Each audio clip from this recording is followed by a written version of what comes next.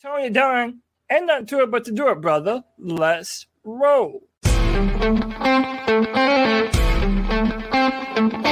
a world where Carolina Panthers fans have an insatiable thirst for Panthers news and opinions, only one podcast roars ferociously. It's the C3 Panthers Podcast. Come on and take a seat, Panther fans, on the People's Voice Podcast. That's right. It's your podcast, Carolina Panther fans. It's the C3 Panthers Podcast, brought to you by CarolinaCatChronicles.com, where every Tuesday night we chop up the latest Panthers news and opinions from the fan perspective. Hop in the car. We're on our way to Bank of America, and we got a lot to talk about with this coaching staff. Frank Reich, or should I say White, Jim Caldwell, has hired Black Frank Reich. That's right. Frank Reich has added Jim Caldwell. We got the same person. Think about this. The best of both worlds, like Jay-Z said once with R. Kelly. And that's right. The best of both worlds. We could have had Jim Caldwell as the head coach and Frank Reich as the senior assistant. We would be happy. But guess what? We got Frank Reich, Jim Caldwell, more head coaches, and a QB coach who is in love with CJ Stroud. The Panthers are bringing back all the old names, even Don Capers. And we're going to talk about all that coaching news, even Derek Carr. And I'm going to do it with my wheelman, Cody Lashney. How you doing, my friend? Tony Dunn, David Tepper deserves a little bit of credit. We have been very hard on this man for a long time. You know, once upon a time, calling us basement dwellers. He brought music back to Charlotte. But let me tell you something about David Tepper. I really feel that he has learned from a lot of the mistakes that he has made. This man has done nothing but hire coaches with proven NFL pedigrees, baby. The Carolina Panthers are building something special. There's no denying it. We've got some Panther legends in the building, potentially some future Panther legends joining the team. There is so much to talk about, so much to analyze, but you already know we're going to do it with some more legends. The best damn Panther fans in all of YouTube. You know them and love them. It's our guy, Drew, Anthony Price, Joey the Blind Panther, Craig Hartner, The Real I'm Ready, David Screws, Grim Reaper, Hamburger Milkshake, Joshua Hall, Lynn Leon Hart. We see you, Lynn. What's up? Michael Davis, Mr. Meow, Mr. Panther Gal 73, Smells Like Blue, Tyler, Vol Guy 23, Pad 1 Panther, Tony Dunn. Ain't nothing to it but to do it, brother. Let's roll. CK's in the house, bro. We've gotten a lot of school, like coaches that, like Cody said, had experience, CK. And that was something that we missed last year, or with the rule era.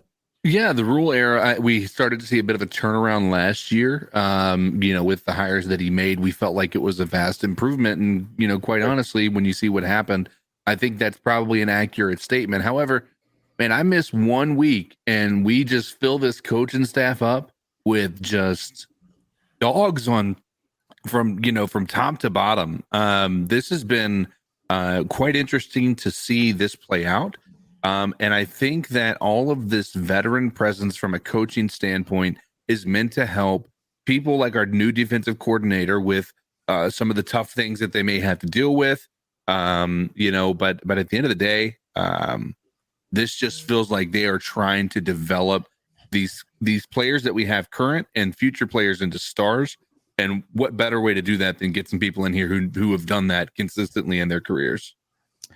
Man, we bring back Don Capers as an assistant defensive coach, Greg. He's an advisory senior assistant to our new and upcoming defensive coordinator in Ejiro Evero.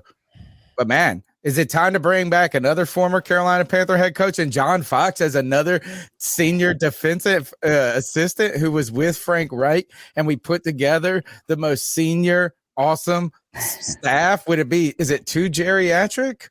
Well, it seems like they're bringing back everybody from the Erickson Stadium era, which, that's yeah. cool. That was when I fell in love with the Carolina Panthers during that time. And it doesn't feel like this second Reich is like a perfect storm brewing right now. I feel so confident going into next year, and we haven't heard anything but coaches being hired right now. It feels so good. It's like a breath of fresh air to hear good news about Carolina Panthers and feel confident moving forward. We're building a foundation, a solid foundation, which is where you need to start a dynasty or a franchise at. And I like the direction it's going. Long as it stays in the second Reich. Yeah, we can't go more than 2. Yeah, I feel like that is something that like we're all being baited into saying because it's, but then nobody should. It's like forbidden. Yeah. The number's 252-228-5098. That's 252-228-5098. You can be a part of the longest running Panthers podcast. That's the C3 Panthers Podcast. Help us continue to grow by subscribing, sharing, liking, doing all the things to help us. Actually, you know what? 2 things. Number 1, happy Valentine's Day to the team I love, to the people I love in this chat, on this panel. And this marks the beginning of our 11th season as a Panthers podcast, if my math is right. I started in 2013, this podcast, when we went on, and I was started in, like, I think September, somewhere right in there of 2013. And we were started off. So I was like, man, I got to get on this, as I was going to do it the next year and wait. And I was like, and Joey and I just said, let's do it right now. Fuck it. We'll build it as we go, figure out the graphics, even the name of it we were figuring out. And haven't stopped since then. And I always mark the beginning of our season with the very first week of the new season. The Super Bowl is over. The Kansas City Chiefs won by 3. My mother-in-law, who does not follow a lot of professional football, comes over and she goes, I think the Chiefs are going to win by 3. And then she sends me a text at the end of the night, told you. And I was like, don't bet don't bet against Patrick Mahomes, and don't bet against the C3 Panthers podcast, as we will bring you another year each and every week going after it. The Kansas City Chiefs, bro, Super Bowl champs. You guys have a fun weekend. Happy Valentine's Day. Hey, but first, before you do, flex them 11 biceps, baby. Lucky number 11. You already know what it is. C3 doesn't go nowhere. We're here all year around, giving you this Panther Nation, doing this type of stuff that we love to do for y'all, man. We don't ever want to stop talking about the Carolina Panthers. You hear me? And that's what we're going to do. This is our 11th season. And, man, we got some cool stuff in store for y'all, man. Happy to be here. Happy Valentine's Day to the lover that has torn our heart apart a bunch of times, the Carolina Panthers. But we're still going strong. You know what I mean? We'll talk about our first loves. We'll talk about some of those things that lovers scorned on this podcast. We're about to get in this coaching talk, but I feel like we first continue as Valentine's Day and sending our love to the people that make this podcast, people's voice right here. How about the voice makes some voice? Welcome in a new member of the C3 Superfan Club, $1.99, small token of love and support for the C3 Panthers podcast. And you get these pipes right here. Mossy Man 789 News has hit that join button and has now become a member of the C3 Superfan Club.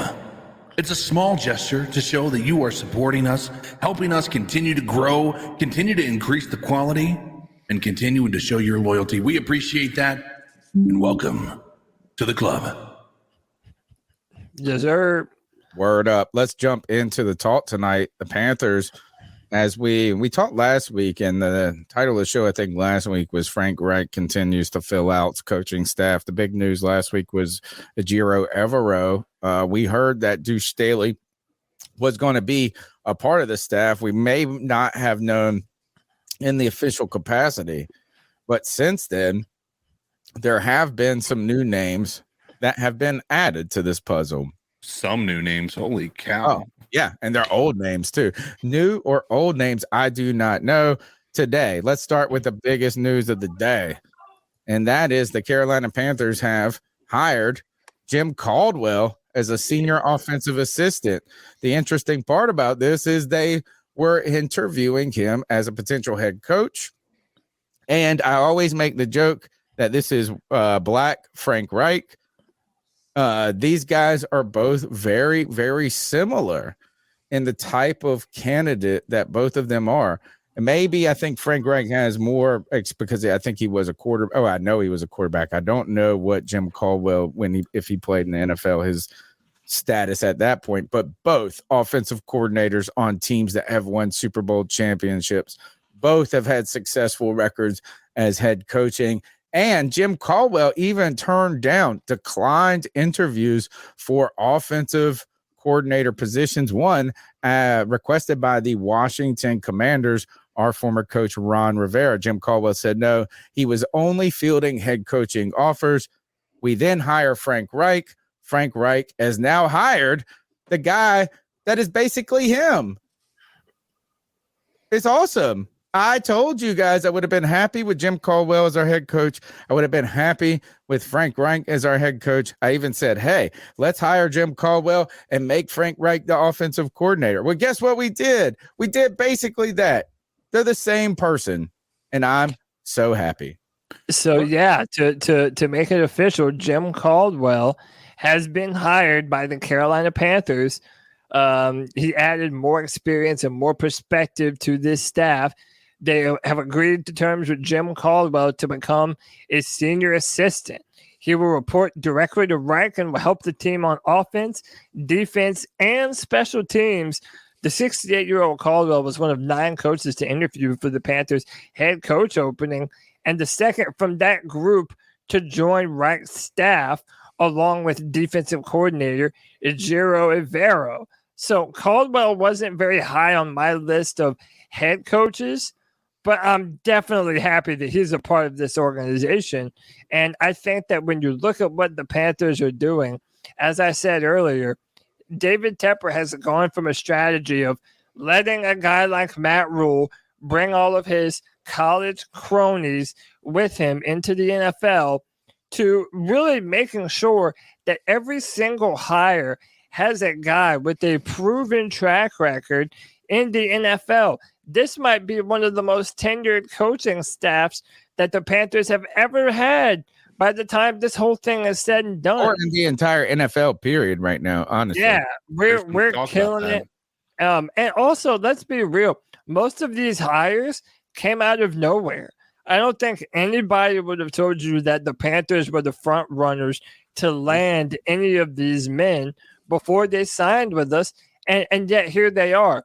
So I think it's a testament to, one, David Tepper hearing, all the noise and making some adjustments into what he has done as an owner.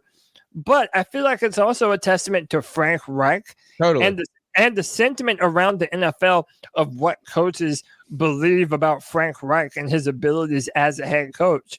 And I kind of feel like the sentiment is around the NFL that the Panthers are building something special.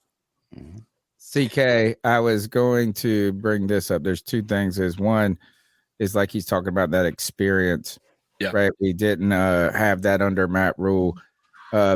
This team, though, the experience that they are adding. So they're adding guys like Deuce Staley. They're adding guys like Dom Capers. We're adding Jim Caldwell. Cody's saying it's us building something special in Carolina, but the one I don't disagree with that. Frank Reich, though, is respected enough by these individuals to join him. That's the thing right here is that you could put in. That means that Jim Caldwell and these guys have enough confidence in Frank Reich to become part of his staff. That's my first thing to UCK. As you see these types of names and the pedigree that comes with them, it does bring us some confidence in what other people think about Frank Reich. Yeah, I mean, it's hard to argue the fact that we're getting a lot of big names. If I'm being honest, there is a part of me that is concerned with all of these big names being on the same team, and how that's going to work out. I'm excited, and I think it's giving us something to look forward to. But I also think there is a potential for some of these guys to butt heads, because the truth of the matter is, I think all of them have their own vision of what they want this team to be, and I would like to think that the interview process, washed away a little bit about what each, and they're all kind of somewhat cohesive in what they want. But that would be my main concern about it, is just there's a lot of pieces right now, and I'm hoping that they can go together and work well together. But as of right now, we're just in the holding pattern and see how it works. Yeah. I saw someone pointing this out, Greg, is that the fact that two of these people had interviewed for the Panthers head coaching position, right? Mm-hmm. So Frank Reich interviewed, obviously he got it. Jim Caldwell was the first interview. Ejiro Evero, the defensive coordinator we brought in, that hot name, also was interviewed for the head coaching position. Then you hear Josh McCown being last year kind of flirted with by Houston as a head coaching position. Yep. Right. So you hear some of these, someone put this, and I thought this was a great point, is that this is a sign of guys putting away their egos and kind of coming together. And for me, Greg, I'm not too concerned about the butting heads like CK has said, because I feel like Caldwell is on a position now. If he didn't get a head coaching job this time, he's not going to get one. Dom Capers is as old as, whatever. I feel like these guys are ready to rock. Yeah. Frank Reich. I agree. I think that what CK is saying, you may have too many, chefs in the kitchen, but I feel like everybody that we hired is old enough to be able to put their ego aside. They knew what they were going into coming here, and some wanted to come here. We just added 5 Super Bowl coaching rings, or 5 coaches who have won Super Bowl rings with Capers, right? Not 5 coaches, 5 rings with 4 coaches. Right. Wright, Caldwell, Capers, and Evero have all won Super Bowls as coaches. Who's won multiple? Caldwell. Oh. Yeah. Here, let's talk about that briefly as we continue to discuss the addition. Will he be? What's interesting to me is that they have not announced these positions very clear. They describe it as a senior offensive assistant. Right. And Jim Caldwell. The Panthers have been, they made some quick moves when it came to the defensive side of the ball. But I feel like Reich was a little, not vague, but maybe reserving that he really wanted to be in command of the offense in so many ways. Is basically Jim Caldwell working with him in an assistant coordinator capacity, in a sense. Are they blending together, working hand in hand, and we're going to hear that name? Who are you going to really add? And if you add somebody at offensive coordinator right here, are they going to have more pull than Frank Reich and Jim Caldwell in the orchestration of this? I can't believe that.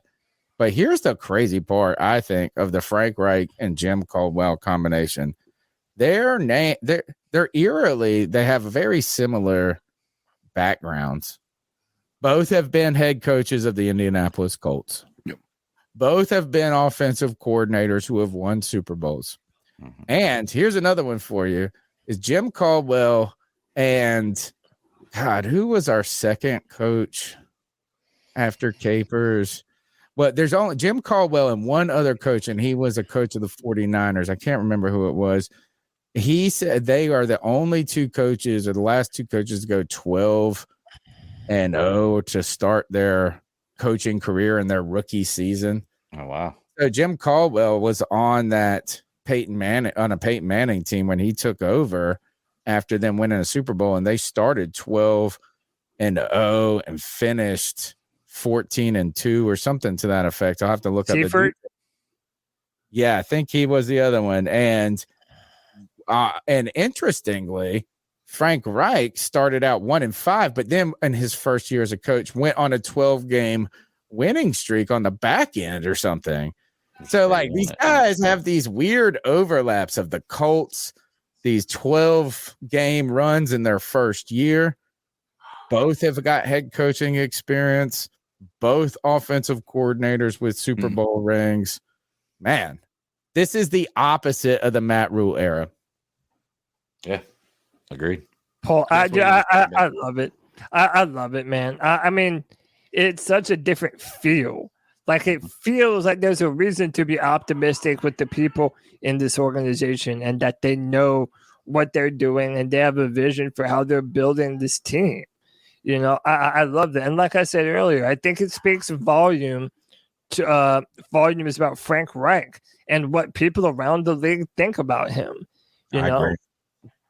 And it gives me hope for the future too, because if these guys are who we think they are, so for example, Ejiro, he's probably going to be a head coach candidate again next year. It makes me feel better about Frank Reich being able to fill these positions after losing people, seeing what he was able to do, you know, in his first year as the head coach of the Panthers.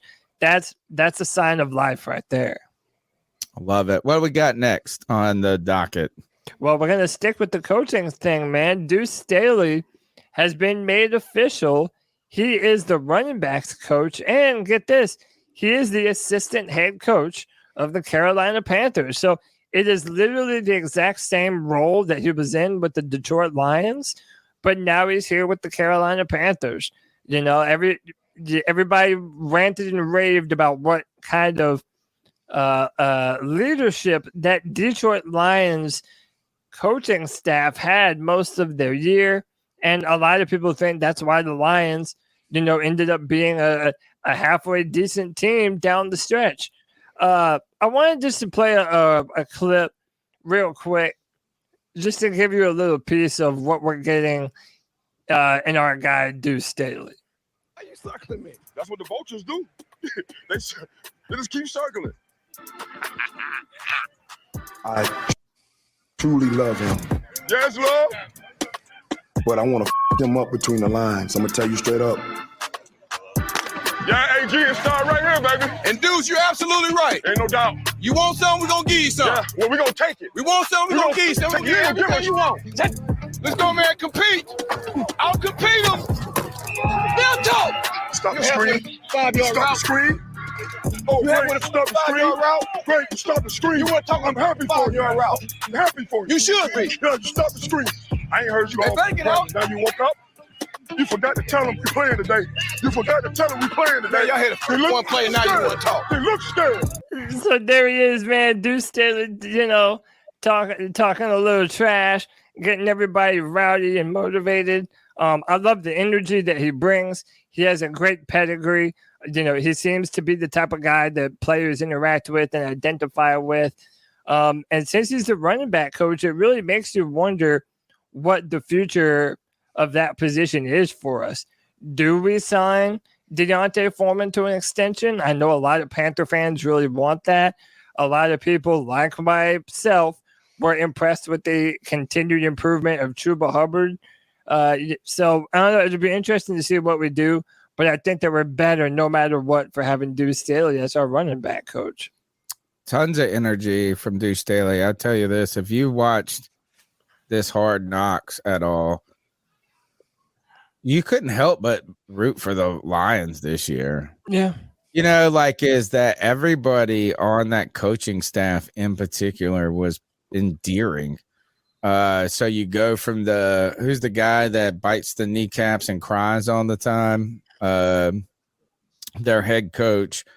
You know, you don't know if he's going to be a laughing stock. You know, is he something that like is just kind of a funny meme guy? But no, you watch the Hard Knocks, you care, you learn to, I like to like him more, right? Or like respect it and feel like it was authentic.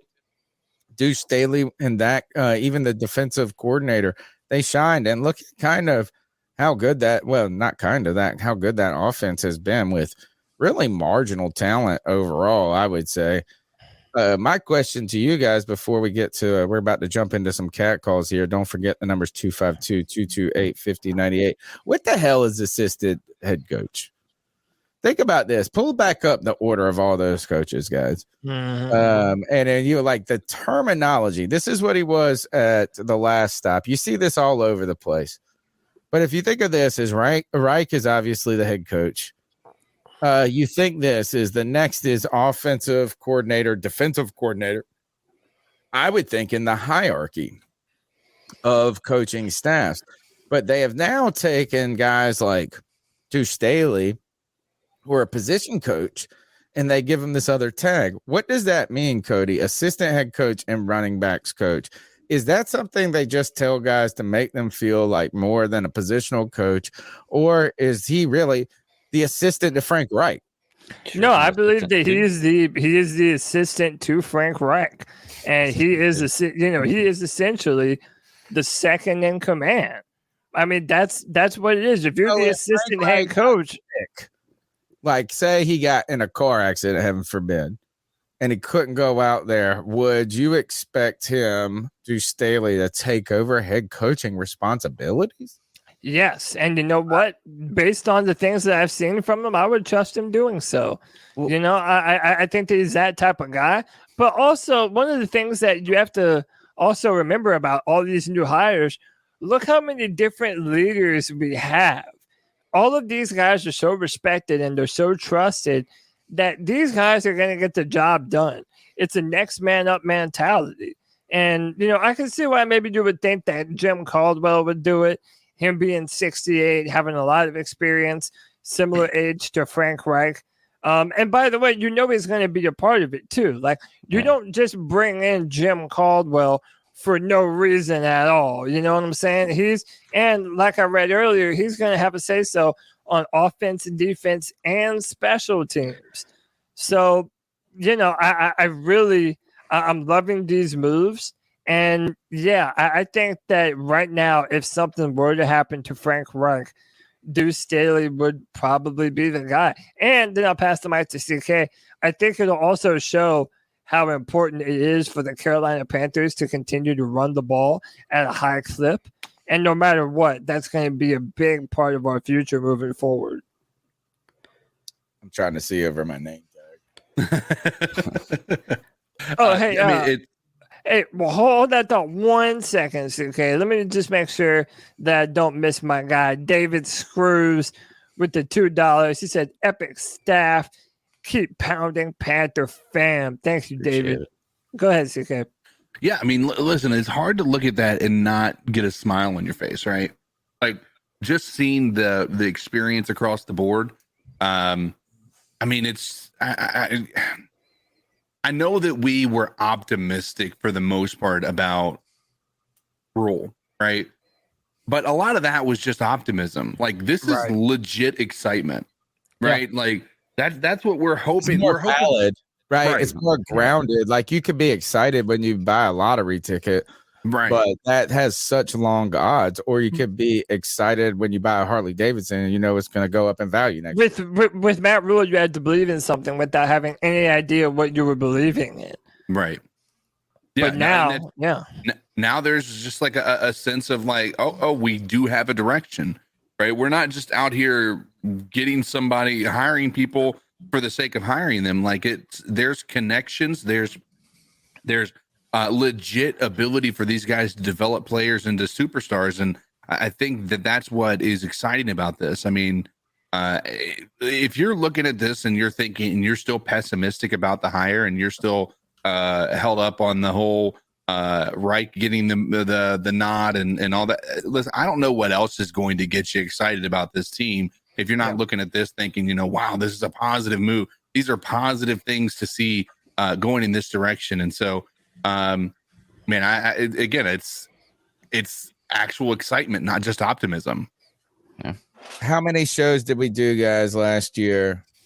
And maybe even the year before, where I made you guys listen to me for hours, so not hours, but we would pull up all that coaching staff of the Carolina Panthers. This was back when people were telling me Joe Brady was going to be the next whatever. And I was like, dude, no one here has actually coached in the NFL. Mm-hmm. And it's not that they don't know how to be coaches or even know football, is that knowing the NFL the rhythms of the season, what it takes to win. Those are real things. Mm-hmm. And I will tell you, if we were excited about Matt Rule last year with his he was walking the green mile, right? We all knew it. The fact that he was able to even get guys like McAdoo, Tabor, and Campen. Think about this. Tabor and Campen are coming back. The fact that even those guys was surprising. Think about how we were like, oh man, like he actually did his first thing. Reich, these guys are legit. Mm-hmm. This is legit stuff. Not guys past their prime. And it's guys, it's a good mix. And I tell you this, you look at those teams like the Rams or whatever, they get the young guy. I've always told you, if you get that young up and coming coach, you need a balance of people that have been there before. And you know what? Now we've got, I think our defensive coordinator brings some youth. I think Deuce Staley brings some intensity. Mm-hmm. You get Josh McCown, who could be the up and comer. And then you get the balance of guys who have been there, done that before. Right. And let's go ahead CK. Yep. Highlight our new member and then take us into some cat calls. After he does that, Cody, go ahead and take us into the cat calls. Mm-hmm.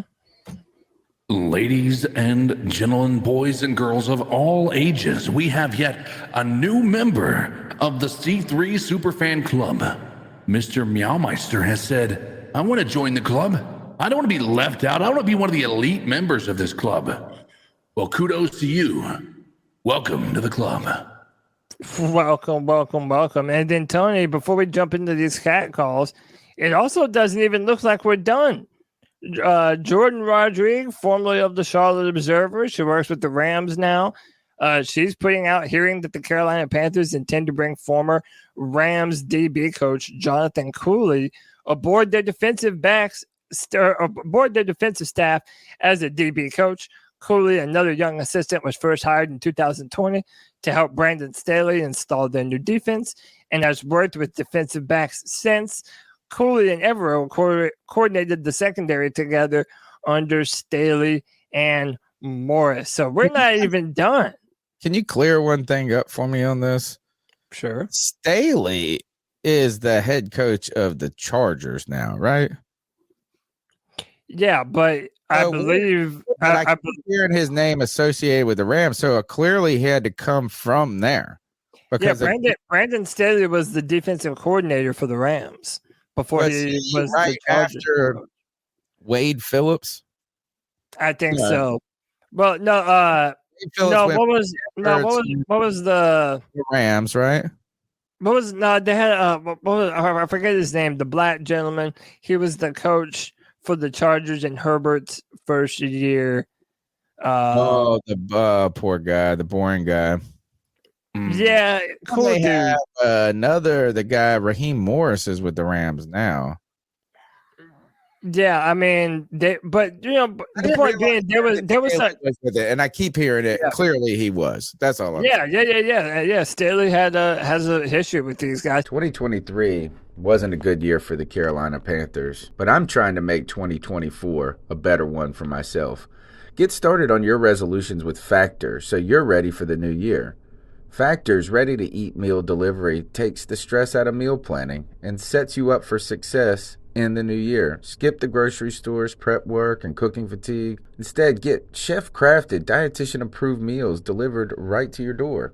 With over 35 meals to choose from per week, including keto options, calorie smart, vegan plus veggie, and more, plus over 55 weekly add-ons, you'll have a ton of nutritious and flavorful options to kickstart your resolutions. Skip that overpriced takeout trap. Factor is cheaper and way more delicious than takeout. Get chef-crafted, restaurant-quality meals delivered right to your door, and they're ready to heat and eat in just 2 minutes, which means more time for you. Head to factormeals.com/C350 and use the promo code C350 to get 50% off. That's code C350 at factormeals.com/C350 to get 50% off. Most of these guys have a history with each other. So there's some real cohesion, some some real cohesion, some real synergy. But listen, man, it's that time of the show where we let the Panther fans really tell us what's up. It's time for these cat calls. Number is 252-228-5098. Let's roll. So what are your thoughts on catcalling? Yeah, it's pretty. You shouldn't do that to somebody. And how did that make you feel? Very uncomfortable. So how do you think catcalling makes the person feel? It feels good, like. And a 3 and a 4 and a who's that cat sitting in the back corner with his face buried in his nose? Who's that kid that can use one?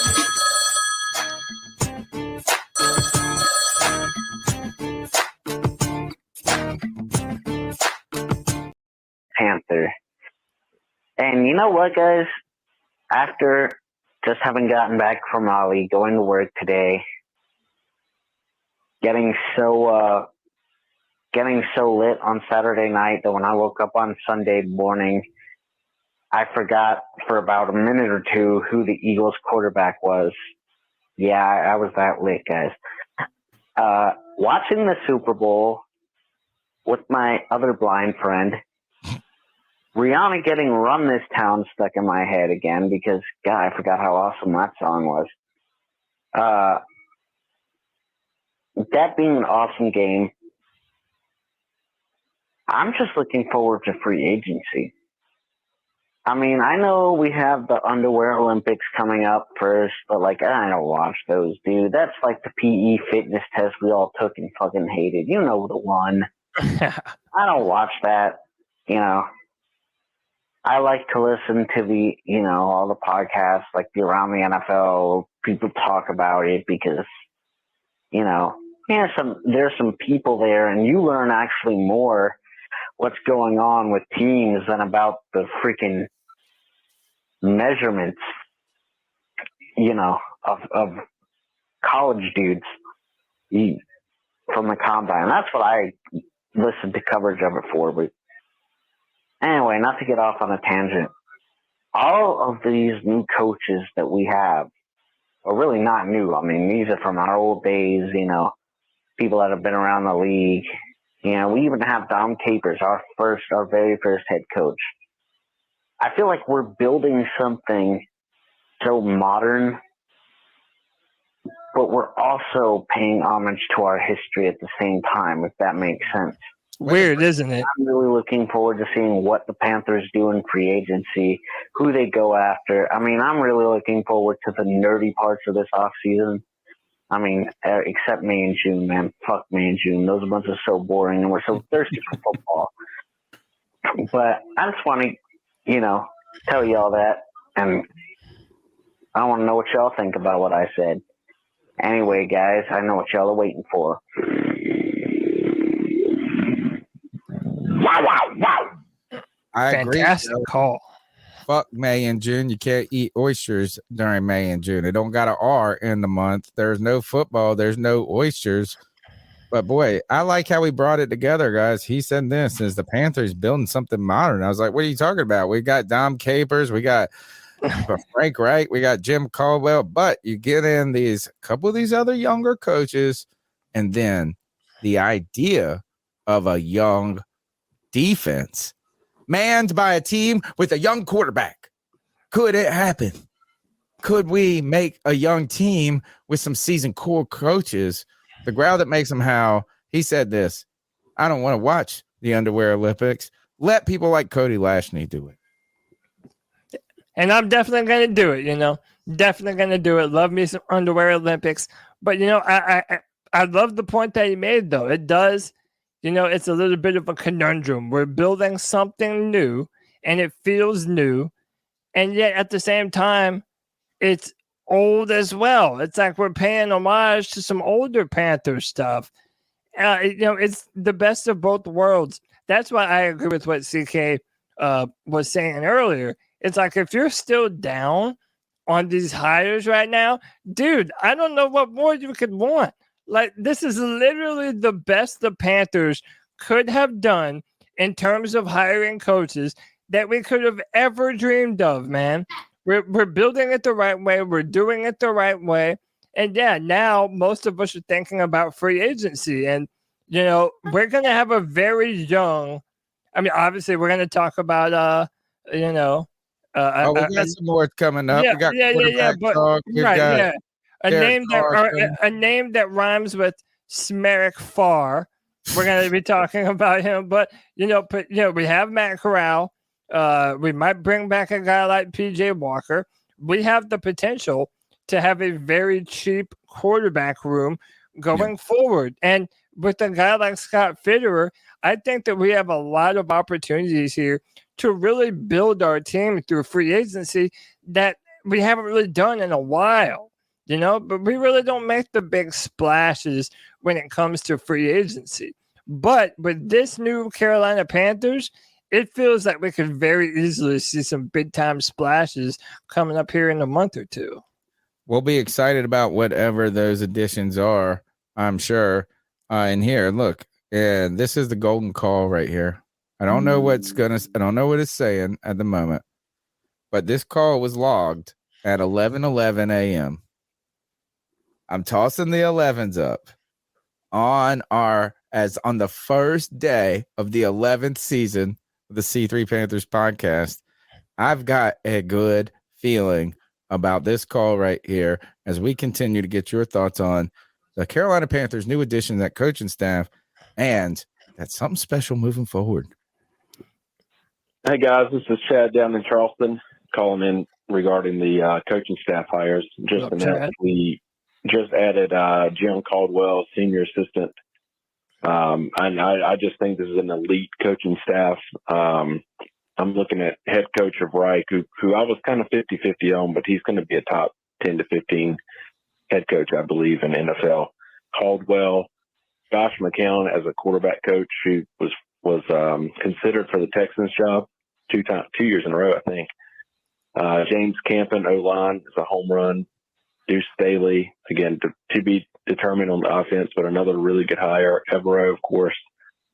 Don Capers as the senior defensive assistant, Pete Hansen at linebacker, and Chris Tabor at special teams.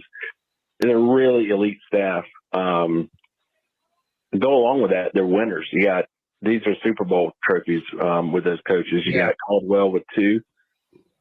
Frank Reich has a Super Bowl. Deuce Staley has 1. James Campen has 1.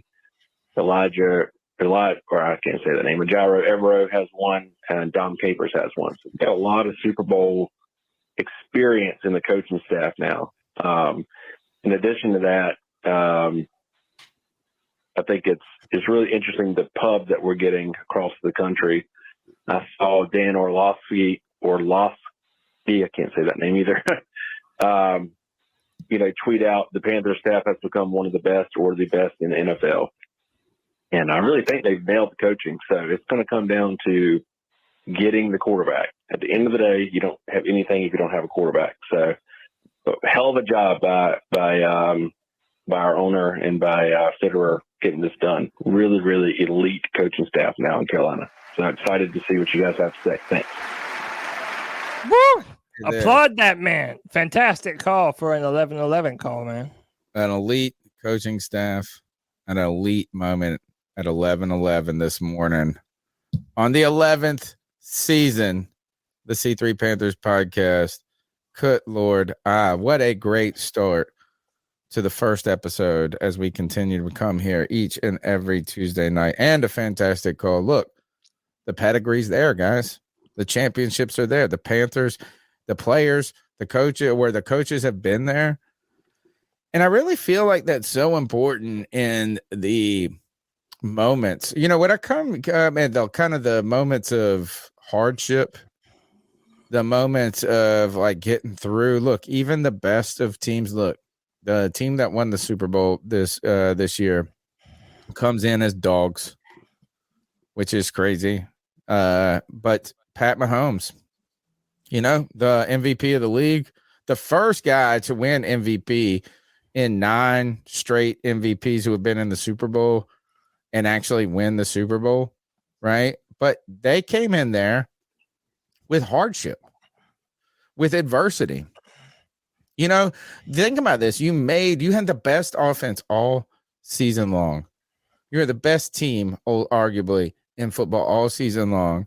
But even in the moments where you were all prepped for, you hit challenges.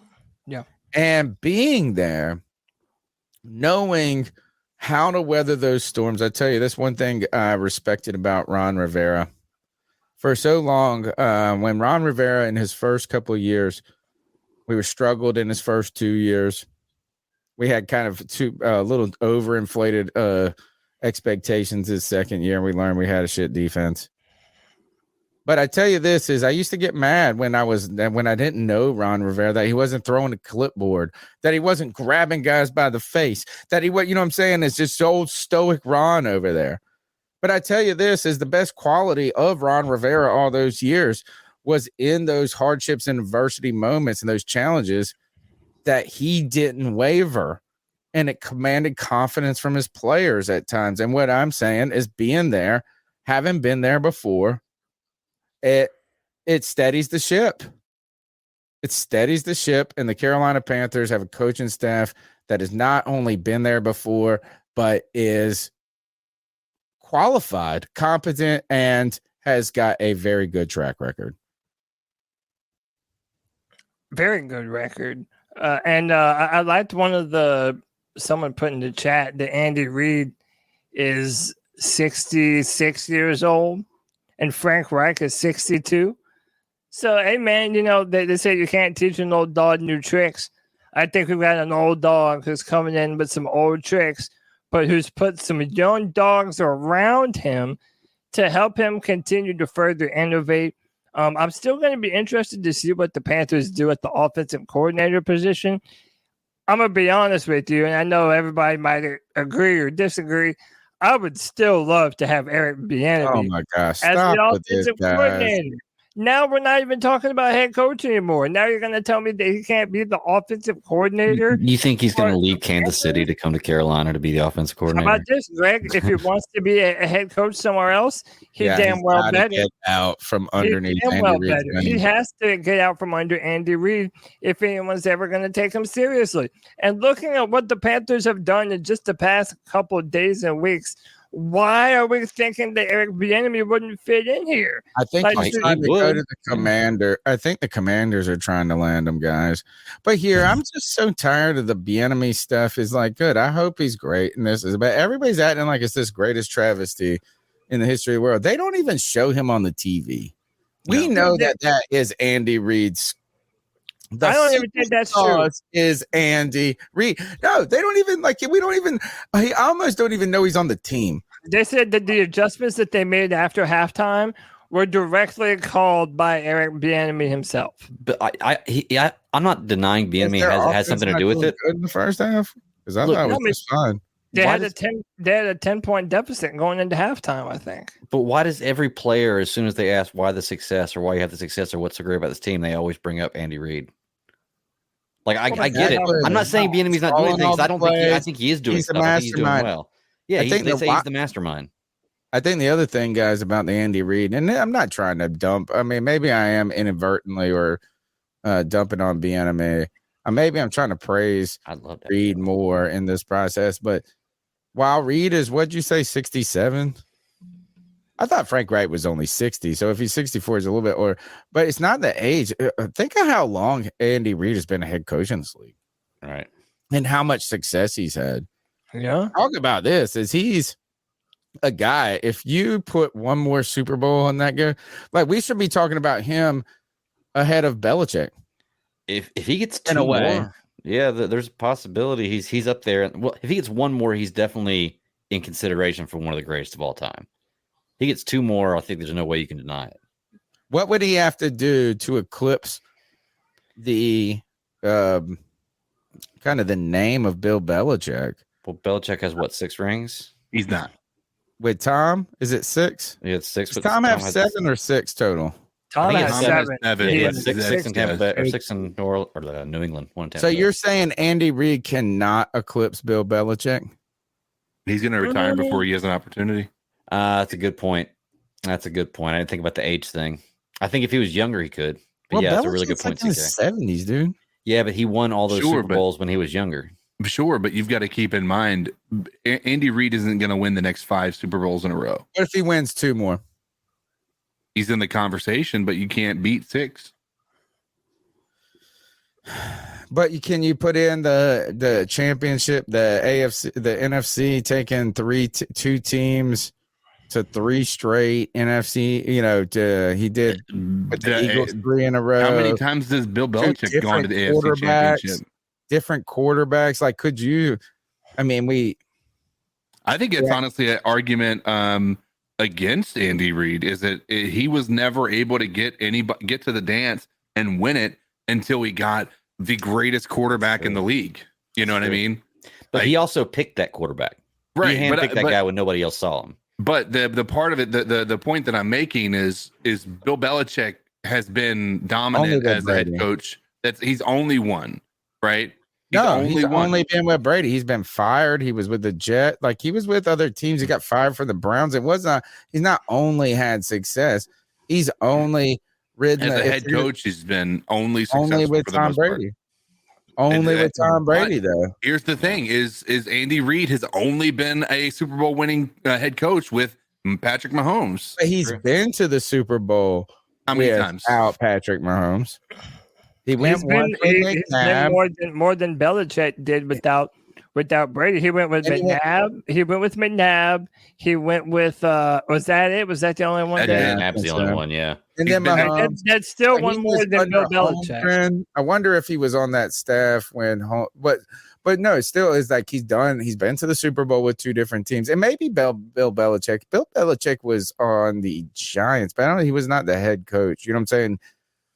The one thing is with Reid. How about this, guys? And you're right, I think everybody's got good points on this. What if Reid would have lost this game, though? Not Reid, but say the Chiefs would have lost this game.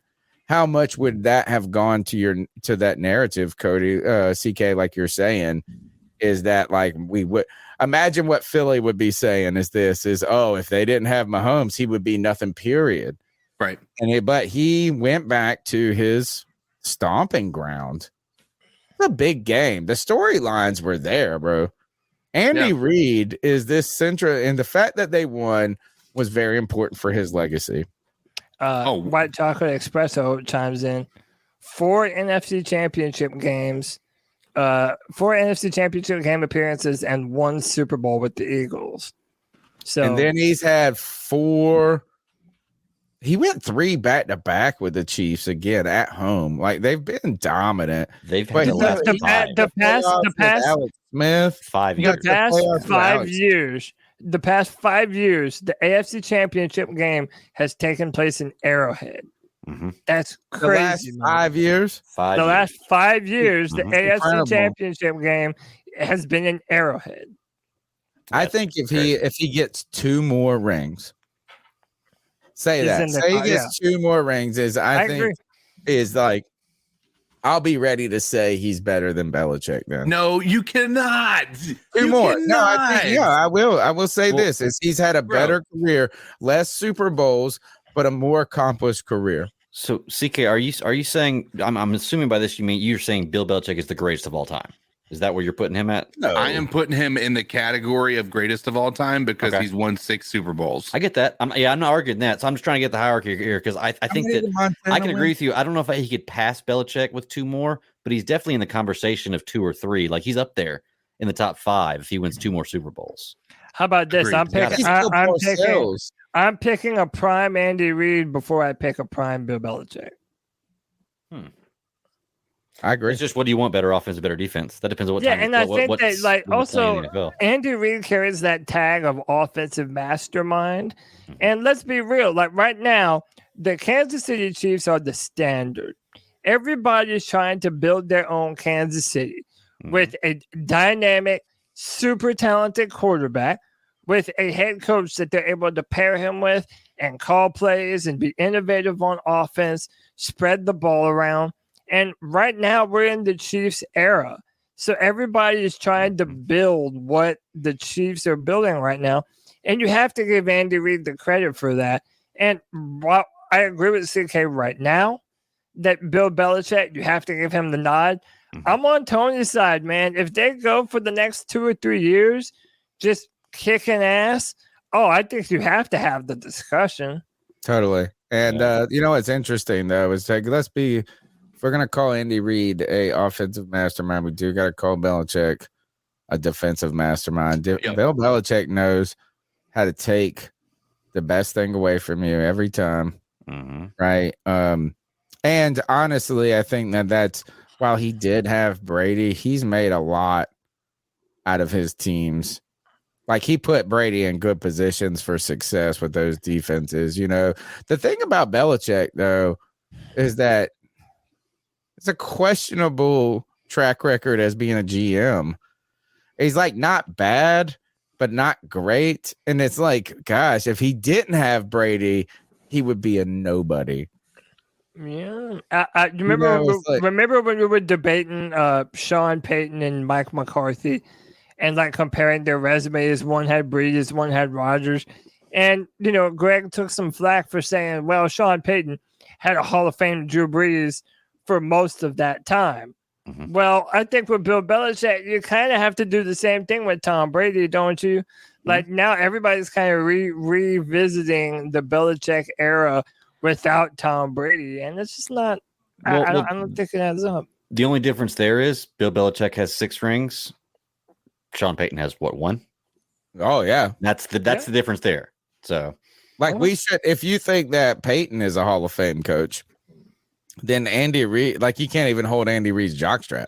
Well, I don't think we were questioning Hall of Fame. I think we were questioning like top 3 greatest of all time. Right. But like, I mean, these guys are of a different echelon. Who was the coach of the 49ers when Montana was the quarterback? Not Shula, was it? I think it was. No, it was. So who are that? I mean, that like we're talking Bill Parcells, you're talking Lombardi, you're talking Shula, right? Because then who was the other one? Is Cower? Don Shula was the undefeated Dolphins. Yeah, Don Shula was undefeated Dolphins. Yep. Yeah. Okay. Interesting. How about this? Let's go into the next call. Chat, get in the chat. Help us out. Call in at 252-228. Bill Walsh. Bill Walsh. Hold up. Top 3. 252-228-5098. Let us know who you guys think the top coaches of all time were in kind of that discussion. And let us know what you think about this Carolina Panthers coaching staff. And right after this call, we're talking Derek Carr, a future Carolina Panther. Maybe the odds are on. I don't think we can afford it. Let's go to the next call. I just wanted to say that, can you imagine what a great situation the Panthers coaching staff is in to take care of a young quarterback with Caldwell, Reich, Josh McCown. I feel very comfortable with a rookie quarterback coming in here, being in the best hands he could possibly be in the entire NFL. It makes me also realize that we probably shouldn't be looking at somebody like Derek Carr. We should take our lumps with Matt Corral and a rookie and develop for the future and save all that cap room what we'd have to spend on Carr. Because this coaching staff is built to cater to a young quarterback. Love the show. Thank you, guys. What an incredible call and an incredible segment. Love it. Hey, that guy, I think he knows the keys to my heart. Because that's kind of what I've been saying, man. But he's like really speaking the language of what this show is trying to move on to. We're going to be talking about this Derek Carr stuff. We're going to be talking about this coaching staff. He brings up a great point with the cap situation. And I don't know if we have enough money. There might not be enough patron saints in the world, but there are on this show, Cody Lashney. Oh, yeah, there is. And you already know him and love him. It's our guy, Michael Davis, with the $35 love bomb. He didn't even send a message, man. He just wanted to show his love and support for the C3 Panthers podcast. Michael, you're certified the man, brother. I saw a tweet the other day from overthecap.com. I think it was, hold on, this is his name. He's been on the show before. He's awesome. Over the Cap is better than Spot Rack. I mean, it's legit. He put up this tweet. He said if the New Orleans Saints cut every player on their team, they would still be over the cap. Right? Like, I mean, that's what he said. He said if they cut every single player on their team, they would be over the cap. So, and then that I know is the voodoo shit, man. The voodoo, man. I'm telling you, it's coming. It's coming. Every year, that's what I told her. Show you that it doesn't fucking matter, man. Look at the only Saints. the Saints that do this, though. It's only the Saints that really go like this. Is we're 42 under, and then we're gonna get the top free agents this year. I bet you Philadelphia will do it this year. They'll find a way to retain all them free agents if they feel like they can. It doesn't matter. These guys can't. They're already anyway.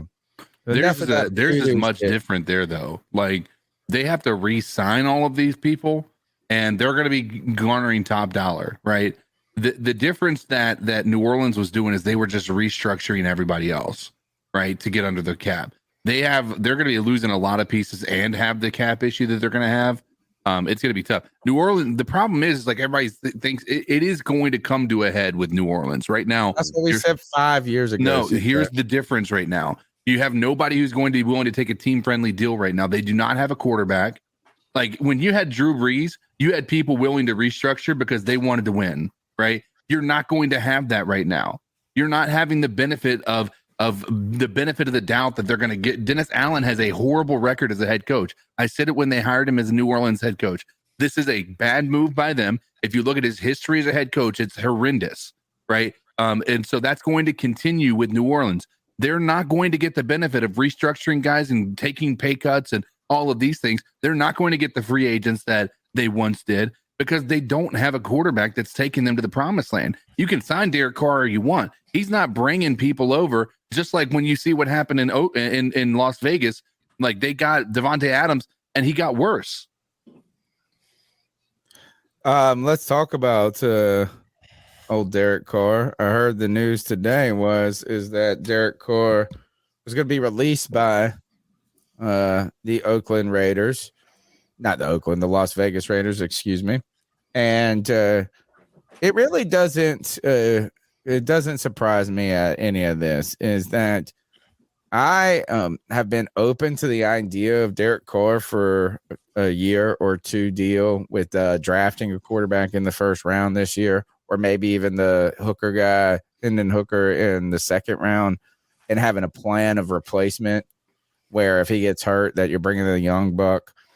But Derek Carr was, if they did not release him, he was going to go $40 million guaranteed against their cap this year. The reason they benched him was not because ultimately they thought that they had a better chance of winning without him, but they were worried he actually would get, if he got hurt, then they would kick in all this money and his contract would kick in. So if he broke his leg on their watch, they would have to pay all this shit anyway. Right. I thought let's give a fifth or something up for this, but he was going to be paid $32 million guaranteed. Like next year, he would cost any team that traded for him $32 million at the minimum and a draft pick. So Derek Carr has had the ending with the Raiders has not been pleasant for any party involved. You can watch former Carolina Panther David Carr talk about this and very publicly on Twitter. I mean, Carr's going to make some money. He's going to make right here. I think he's going to get like 20 or something of this number. I wonder what he got. He's going to get the rest of his guaranteed money. And now he gets to sign a free agent contract. Mm-hmm. But I don't know how cheap he would actually be, period. Wouldn't be. Like, even if he took a good deal, right? A 1-year deal that was a friendly number for the Carolina Panthers, that would probably be $25 million.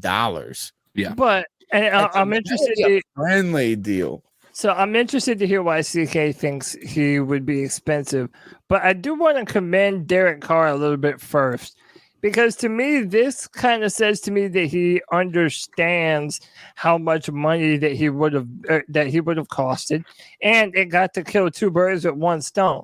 He got to say a big FU to the organization that was letting him go by saying, "Hey, I'm not going to waive my no trade clause for any of the teams that you would trade me to. Right. You're going to have to cut me." basically forcing the Raiders' hands to do this. And also, it's to the benefit of whatever team signs him, because now that team isn't having to give up so much money and draft picks to be able to go and get him. So kudos to Derek Carr. CK, why do you think he's going to be expensive? And what do you think the length of the contract would even be for Derek Carr? I don't think he goes for anything less than 3 years. And that's not a long-term contract, but in the eyes of what we're trying to do here in Carolina, that's not a feasible way to do that. Derek Carr is not going to take a giant pay cut. The reality is he's getting a pay cut. Yes, he's got some guaranteed money. He's going to look at the fact that he waived his no trade clause as an asset for any team that he picks up, because he's going to save them not only money, but he saved them draft picks. So he's not going to take that much of a discount like people think he is. He's going to get paid like a top 15 quarterback in the league. Like, that's just the reality of it. Do I think he's up there? I think he's an average, slightly above average quarterback. Certainly better than anything we've seen in the past. But he's not an elite quarterback in this league from what we've seen, outside of maybe one good year, and that was it. And that's with every possible piece you could have around him, like Darren Waller. You had Josh Jacobs. You had Devontae Adams. You had Hunter Renfrow. Like, the dude was not starving for weapons. So the idea that this dude wasn't given an opportunity is absolute lunacy. I'm not willing to put the money that he's going to be garnering. And the Saints, somebody's going to pay it, because there's so many quarterback hungry teams that are looking for somebody to fill that role. Yeah, I got to agree with you there, CK, as far as your judgment of Derek Carr. Well, I think he's a above average quarterback. I don't think he's an elite quarterback. I think he's a guy you can put the right talent around him and maybe make it work if you have the right coaching. When I was looking at his stats, like the coaches we got. Yeah, exactly. Well, I was looking at his stats, and he's never had a season with less than 3,200 passing yards. He's never had one with more than 43. He's never thrown for less than 20 touchdowns. He's never thrown for more than 30, or like 33, I think was his highest. He's never thrown for less than like 7 or 8 interceptions, and he's never thrown more than 15. So he's right there. His completion percentage is 68%, 65%, something like that. So, I mean, he's that guy. I think that if in the right situation, you could work with him. But I don't know if he's a guy you want to build a franchise around. No, totally don't want to build it. This is funny. The why Big Jordan said straight garbage. I think this is the only thing is, like, if whatever young quarterback you're going to get next year, whether they're starting or not, they're probably going to have a limited ceiling, you would guess, for just that season. Sure. You could still get that guy and get Carr and probably have a better season with an opportunity of grooming someone. I just think this is, what did Frank Reich do with Phillip Rivers?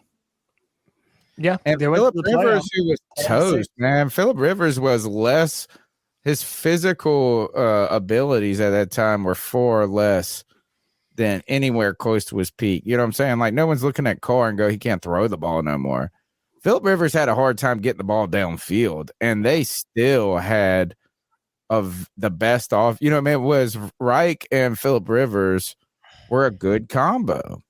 So I think this is, let me just put it this way, is that I understand that people are hesitant about another mid-tier name, the word that no one wants to hear, bridge, right? Because we remember Teddy Bridgewater. We remember now the Sam Darnold and Baker Mayfield bridge type player where nobody thinks they're the future, but you might be able to win some games with them. And this just eerily reminds you of that. Yeah. But the difference being is this coaching staff is far more qualified to coach players like that. Is imagine what Frank, like if that's what we did with Teddy Bridgewater and Sam Darnold, they would.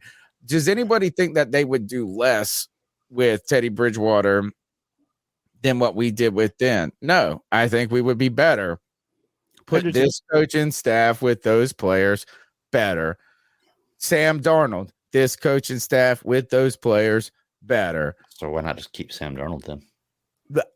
That actually isn't the worst idea. I mean, honestly, Hey, I was saying that, dude. I was saying that since the end. It would be cheaper. It would be way cheaper. It would be way too expensive. He's going to cost $30 million. But I think Carr's a better quarterback than Sam Darnold. All right, not like insanely better, but he's a better. Sure, he's shown more consistency at his craft. He's considered above average, where Sam Darnold is considered bottom tier. And he has a lot of work to be made up. But the best case scenario for our situation right now is not to go and sign a 3-year deal for Carr. Back in the Teddy Bridgewater situation. Even if he plays reasonably well, right, we're still in a situation where we're going to have to get a quarterback to come in after him. And so, if it makes sense to go with a guy like Sam Darnold and either draft a guy or Brissett or who is Brissett Brissett is another option. Jacoby Brissett. Or and by the way, can I also just say that almost as soon as the news hit that the Raiders were releasing him, the Panthers opened up as the odds-on favorite to land. The irritating part. Let's talk about that then, is whether or not we're right or wrong in our assessment. The odds favorite, the betting community, and the names. I saw another one is that it was like the Saints and the Panthers expected to be heavy. Yeah. Courtiers or whatever, quarters of this. But my point is the entire NFC all are South on the same page, honestly, is that Carr is an upgrade, like apples to apples on a quarterback, but is the money and the belief set is not really an upgrade. It's just kind of barely, it's just lateral, if anything. Well, look, let's say this.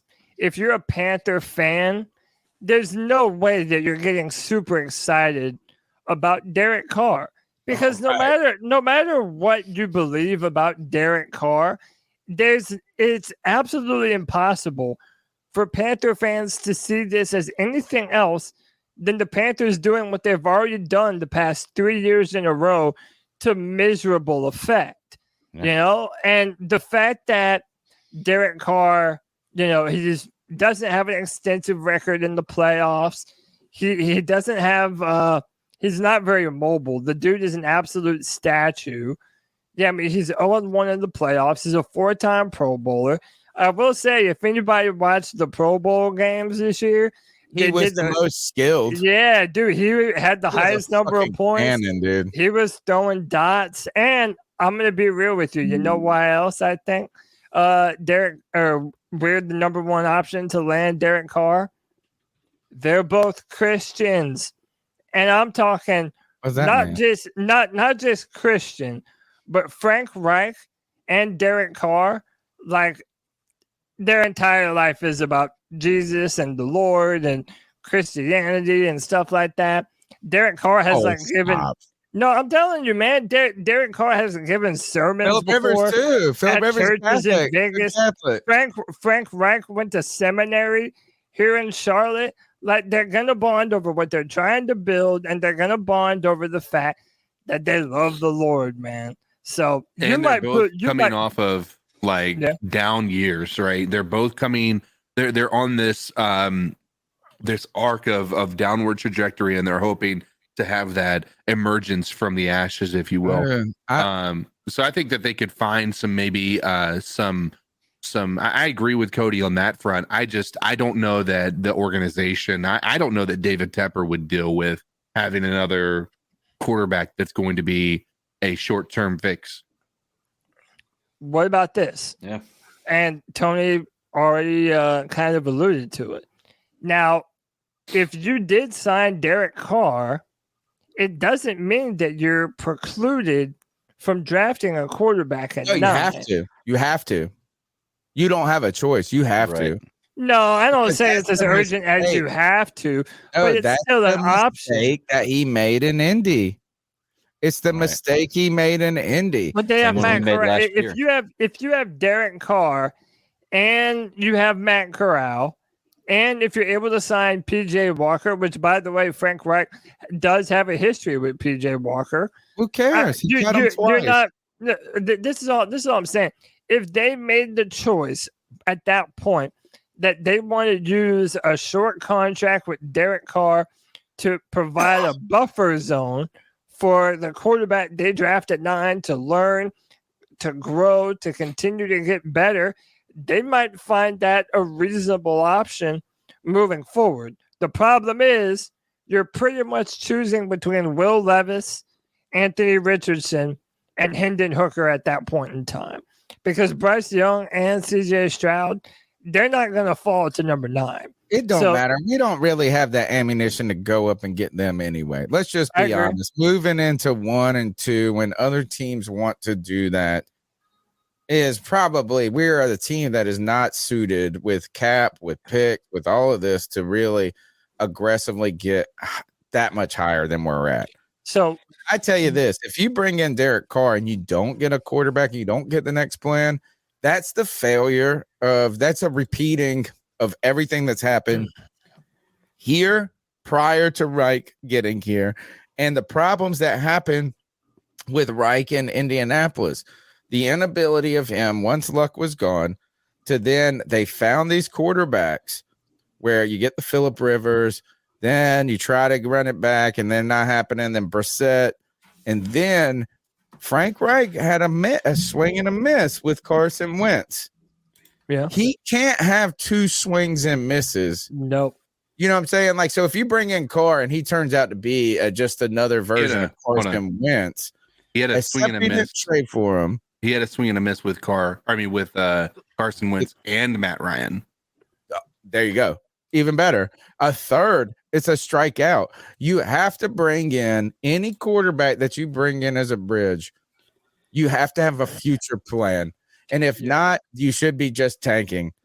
Not tanking, but you know what I'm saying? Looking for that quarterback going forward. There is no way the Carolina Panthers rinse and repeat what happened with Teddy Bridgewater. Can't do it. Well, right? I mean, if you bring in Derek Carr, you draft one of those guys, Hendon Hooker in the second, you say, this is our guy in a year. So look, White Chocolate with the $9.99 love bomb. He's defending Derek Carr. He's saying Carr has always been consistent. He's always had consistent years. He's never had ups and downs. Whoa, my bad. Oh shit. Hold up. He's never had ups and downs like Baker. He's not god awful like Darnold. Darnold has been his entire career. He had the worst defense since he's came in the league. I'm assuming he meant last year. And look, to kind of play devil's advocate here, I mean, has Derek Carr had one quarterback or with the Raiders for longer than a year or two?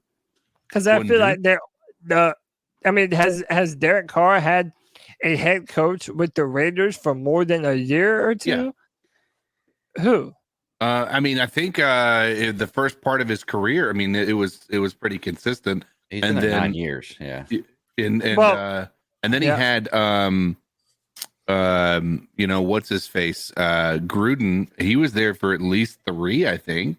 So Trey Burnett in the chat says Tony Sperano, Jack Del Rio, John Gruden, Rich Bisaccia, and 1 year with McDaniels.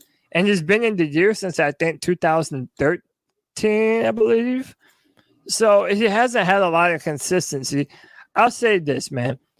I feel a lot better about Derek Carr than I did Baker Mayfield at this time last year.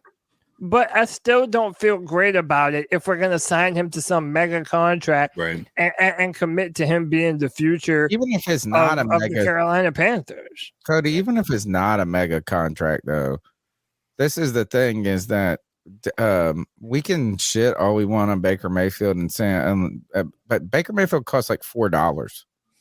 Yeah. He really didn't cost the Panthers anything. He took he basically paid himself it was $5 million. The thing is that Carr is just going to get starting money. And you have this is the way it's going to work. You either pay a lot for 1 year, or you pay too much for 2 years. Mm-hmm. So, like, what he's really going to want to do is say this: if I take a 1 year deal, it's got to be, I need to hear a 3 up in there, 30 million. I'll take a 2 year deal where you pay me 25 million over 2, and maybe I walk out with 45 or 40 guaranteed. But you don't think that Derek Carr right now is going to command less than $25 million on a 1 year deal? That's He's a not lot gonna of do a money. 1 year deal. But isn't he getting paid 32 already from? No. Like, well, actually, I'll pull up his contract. Yeah, I was saying, if he's already getting paid, that could money is go. the That could Raiders go into paying? what he. Yeah, that could go into what he wants to ask for. Because I mean, if he's already making, like, I get what you're saying, but if he's looking at this and he sees the situation as maybe I can go here, make a name for myself for 1 year, and then go somewhere else because he knows we're going to draft a quarterback or we're using him as a bridge, maybe he would come in on a team friendly deal if he's getting $32 million from the Raiders. You know, come in on a $20 million 1 year deal, 25 even. I don't see why it would be impossible. Derek Carr and his brother played for the Panthers too. And we're doing this thing of like new Panthers, old Panthers. You know, I could easily, he's the type of person that I could easily see being on the Carolina Panthers. Like, he feels like a Carolina Panther type of player. Yeah. I'll tell you right now, I got a poll up in the chat asking, who would you rather sign to bridge, Derek Carr, Sam Darnold? And right now it's 55% Carr and 45% Darnold. That's honestly a bit surprising that Darnold is that high. The chat's pulling strong for Darnold right here. I think Darnold could do well with the offense like this. Again, he's had so many opportunities, and maybe that's to his downfall, to show what he's able to do. I don't know that, like, that would just be unfair almost at this point to put him in a new offense and grade him based off what he does this year, even, because it's just, that's his entire career is just new head coach, new offensive coordinator. Like, it just seems to be year over year for him. Look, it says his contract was, I wonder just how much was accelerated here. That's a good question. We're gonna have to do some more work on this. $40.4 million he's gonna get paid from the Raiders next year. No, that's if they wouldn't have cut him. It says he has the Raiders. The Raiders would have owed him. You're right. $40.4 million guaranteed if you remain on the roster. Dead salary could be 5.6. What's the dead cap number? 5.6 million. So that's all they owe him is $5 more million. Then he might take 25. Then he might, but why would he? He doesn't need to. Look at this number. I like this. This is a little misleading. This storyline here. Michael Thomas's cap hit in 2024 would be $59 million. They would pay him, I think it's like $14 million this year or something like that, or they cut him and have to suck up all this dead money. Anyway, shame on those Saints for that voodoo magic they do, and shame. Yep. So speaking of shame, we have a bunch of people in the chat, a strong number of people in the chat, and they love to talk Panther football. Everybody knows that. But more importantly, they're here for the voice that makes them moist. Talk to them, Big Papa. Ladies and gentlemen, boys and girls, it's been way too long since I've done one of these. I'm talking to you. Yes, you can feel my voice inside your heart right now. You've come here to talk about the Carolina Panthers, the improvements made on the coaching staff, the future quarterback of the Panthers. You've come to chat about it in the chat here. Maybe you're just listening on the podcast offline or off the live stream. And if you are and you haven't hit that like button, haven't hit that thumbs up, whatever it is that you need to do, I have one thing to say to all you absolute freaks. Subscriber shame.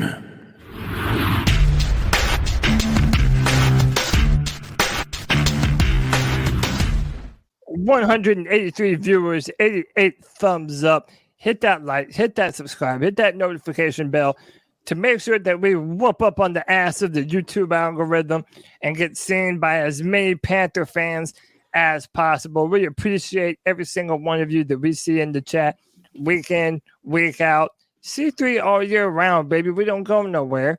Tony, let's get to some more cat calls.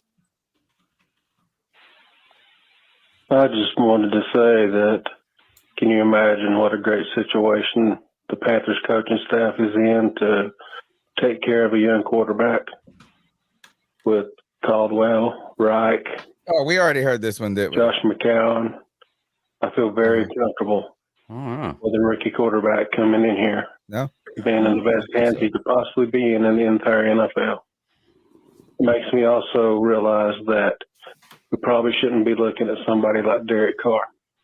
Yeah, we should take our lumps with Matt Corral and a rookie. That was the last one we heard. Yeah. That's what we heard. Okay. Let's go to the next call. And then we need to talk about Josh McCown, our new quarterbacks coach, and his love for CJ Stroud. The number's 252-228-5098. Be cooler than Tony, who plays the same call twice. Call into our show once tonight. Let us know how you think. Hey, guys. Figure out that makes him howl again, a.k.a. Joey the Blind Panther.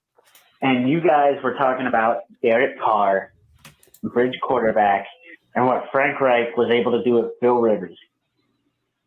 What in the hell makes you think Frank Reich is going to settle for another bridge quarterback, knowing that that's what got his ass fired from Indy? Because Chris Ballard, all he wanted were bridge quarterbacks. He thought he could make it work with retreads.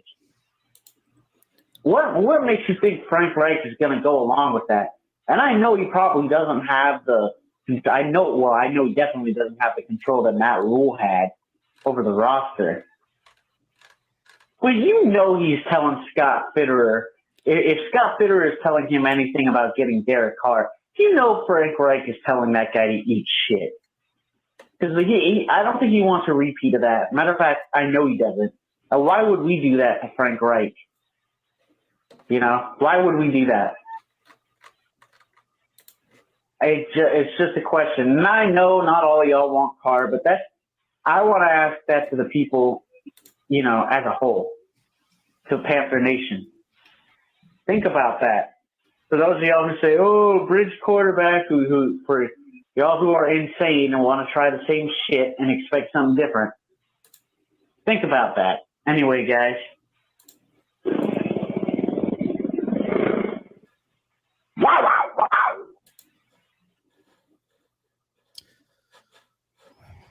I think this is my bad. I was muted. I said I disagree with Joey on that one. I think that Frank Reich would probably pretty big on the side of Derek Carr. Yeah. Like I'm telling you, man. Like Tony laughs at it, but dude, they both love the board, man. First, I don't want to hear that. First, listen to this flip-floppity motherfucker over here. Ain't nobody flip-flopping. Anytime I said this. Oh, no, hold on.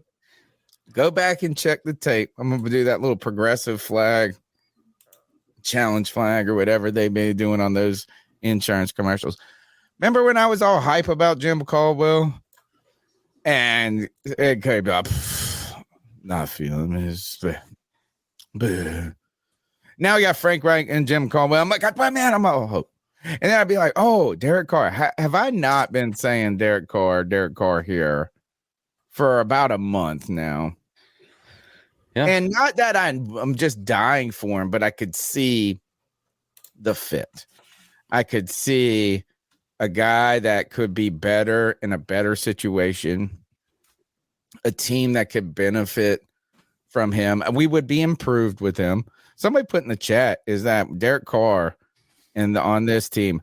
How about this? Think about this is that we have arguably the best coach, and not arguably, I'd say the most proven coaching staff in the entire NFC South right now. The best coaching staff. We haven't seen them in action for the Carolina Panthers yet, but they're the most accomplished coaching staff in the entire division at this point. So there's like a little, like where I'm ready to put our staff against somebody else's staff. You put Derek Carr on this team, is that like you have to believe you're the odds-on favorite to win the division. You have to believe that. And so I could see it, but I just can firmly believe, as someone who has seemingly, I've kind of cooled to the Derek Carr idea just because of how much money it's going to cost. And I don't want it to string out longer than I want it to be. I'd rather pay this. Let me put it this way. I'd rather pay Derek Carr $30 million for 1 year than I would pay him $45 million over 2 years. Guaranteed. And then say this, Derek Carr this year, and that's it. We're drafting this like the next, there's another iteration after this season. Unless Derek Carr goes out there and wins 14 games with the Panthers. And then you're like, well, then we have a good problem. That's my feeling. Can we even afford $35 million on a quarterback for 1 year? No. And I think I don't even know if we're in the running for that. But also remember at Frank Reich's introductory press conference, he talked about the importance of mobility and what that means for a modern NFL offense. To me, it just that's long term, though. That's long term. Derek Carr doesn't. Not only does he not fit that bill, but you're also, you're limiting what we can do from a red zone perspective. I'm a firm believer that the quarterback runs needs to be a threat when you're in the red zone. Like I'm a believer of that. Yeah, in the long term build, in a long term build, yes. And like if we're designing a player and a team, but you don't get to design that every year. Right. Let me ask you this. I'm gonna start with CK. Okay. We'll go to Greg and we'll finish with Cody on this. What's more risky for Frank Reich? Getting another veteran quarterback like a Derek Carr. So and I'll start with CK on this because you mentioned, we said Brissett to who was it? To Wentz to now Ryan. Right? Or it was Wentz to Ryan. This would be the third. Right? A swing and a miss on that type of, what's more risky? A swing and a miss on a veteran quarterback or him weathering the storm with a younger guy, and you might not have the best results in your first year. What's more risky for the way we look at Frank Reich in that first season? I think it's way more risky to bet on a veteran guy and it's not work out again, because then there's a pattern. But is the floor higher? Yeah, the floor would be higher with a Derek Carr. But I think that a rookie not working out, or maybe not, that's something that he's going to have a lot more time with a rookie, right? We're going to give him a lot more forgiveness on drafting CJ Stroud, and CJ Stroud just coming out and struggling a little bit, right? Right. Do you think you start him from day one? I don't know, honestly. I want to say yes, but there's been so much success for these quarterbacks sitting a year. That's just, it's hard to ignore that. And you've even had Patrick Mahomes say that he wouldn't have been nearly as ready as he was if he hadn't sat for that year. Who's the last one, CK, that has not sat and been successful? Burrow? Did Allen say? Herbert sort of Trevor Lawrence. No, Allen, Hooker, or Herbert didn't sit. They all played. Hooker. They played their rookie year, but they sat at the beginning. Yeah, I think Trevor Lawrence too. I throw him in there. I feel like he's been. He's struggling. Yeah, but the difference. But what Patrick Mahomes said was he would have taken a lot longer to develop. Yeah. I'm actually saying this is like I don't know. I think Burrow. Did Allen start from day one? I don't believe that. No, remember Nathan Peterman had won the starting job. Okay, he played like 4 snaps, and then Josh Allen played the rest. I'm just saying he didn't start did he play his rookie year. Stat Daddy, look up how many games Josh Allen played his rookie year. But I would say this is Burrow is the most accomplished guy that started from day one. in the league at this point. The next we could say, all right, is it Allen? Who is in the third? Herbert. Herbert's not even made they haven't made the playoffs yet, though, right? Yeah, they have. They lost to Trevor Lawrence. They lost to Trevor with Lawrence a 28-point lead. That's why I put Trevor Lawrence up there. And Allen started 11 starts in his rookie season. Okay, so he basically started his. So is Burrow and Allen are the most accomplished. And then Herbert, is there anybody else after that? Am I forgetting someone that Tyrod Taylor started one game for the Chargers, and then that was it. Right. Yeah. So then he got his lung punctured. Yeah. We're probably going back to Locke. No, Baker didn't start. Luck and Cam, maybe. Who else? That's a good question. Chat. Who are the starters that have had success? And it's not that you can't have success. I think Joe Burrow is the model. And interestingly, let's actually segue, since we're speaking of Joe Burrow. Josh McCown, the new quarterbacks coach of the Carolina Panthers. And part of that name that's being assembled, or that group of names that people are excited about, I really like the Josh McCown name, right? Because of how seasoned he is as an actual player. So I think you get kind of what you guys like about Ken Dorsey. I think McCown is a cooler Ken Dorsey because he actually played longer in the NFL, even did more in the NFL, was more relevant as an actual player, has put more time in, and now he's a film guru, and he loves CJ Stroud. Guess who he says? And he doesn't, and he tempered this, so I don't want people going crazy and calling for his head, but we all try to make comps based on physical attributes, strengths, weaknesses. And he said the kind of comp for CJ Stroud was Joe Burrow. He loves CJ Stroud. And I like that comparison. It's a good comparison too. I mean, at the high end, you're hoping Stroud is a Burrow. At the low end, you're hoping that he's like a Jared Goff type of prospect. Did y'all know my man McCown has hoops? Like, if y'all want, go look up Josh McCown playing basketball. Dude, he got some skills, bro. Yeah. That's pretty cool. His brother. Didn't he have a brother that played? Yeah, in the Luke NFL too? McCown. Luke. Yeah, Josh and Luke backups. McCown. Yeah, but y'all need to find that video. If not, maybe I'll play it a little bit later. But my man got hoops. But I'll say this, man. I like his eye for the quarterback position. You know, I think that there were rumors last year that the Texans really wanted to hire him as their head coach. And that was a legit rumor that was making the rounds. A lot of inside people even reported it too. So I love it, man. You know, I think no matter what the Panthers are going to do, it helps to have guys like Frank Reich, like Josh McCown, who have played NFL quarterback. You know, they play quarterback in the NFL, and they know what it takes at that position. And I really like what that means for Matt Corral as a prospect going forward. And yeah, definitely if we ended up drafting a player in this year's draft, you have to like all the insights and the details that Josh McCown is going to be able to deliver to any quarterback in our quarterback room. I love it, man. Like I said, these coaching hires for the Panthers have been better than I ever expected that they could have gone at all. There's this. I'm trying to find it just to show you if you go to Josh Norris's page, he just is so active.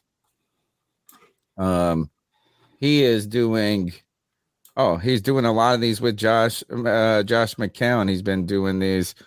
He's got one on Levis. So I'll go watch what he said about Levis. They're doing here. I'm getting close. But if you go and watch this breakdown with McCown, it's fun. You know what I'm saying? He's a film junkie. He loves CJ Stroud's tape. Loves it. Yeah. And I don't know if I love that or not. But the fact that he loves Stroud? Yeah. Because now I'm kind of secretly like, oh, we could get Stroud. We could get, yeah, it's like, oh, it's good. And then it's, it's so far ahead. Right. Like, I mean, I think CJ Stroud's going to be the number 1 pick of the draft. Remember when G Baby was calling into the cat call saying, we need to fucking lose.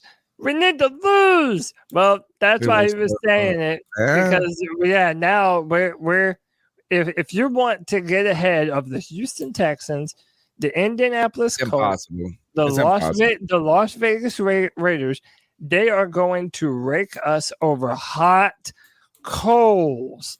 Are the Falcons ahead of us too? No, like there's like every team ahead of us theoretically could take a fucking quarterback in some. Yeah. Yeah, it's bad. The Bears could trade back twice. This is the best thing I have heard. My favorite. If I was the GM of the Bears, I would trade back twice. Yep. I would trade from 1 to 4 and then 4 to 7 or some shit like that, and just have like have 5 first-round picks this year. Just take just have all this shit. You would just be the Bears. Boy, they could assemble an elite squad, and maybe I shouldn't burn. I was watching that Super Bowl. I was watching those teams, guys. The Eagles. What were you thinking? Are the team we should have been.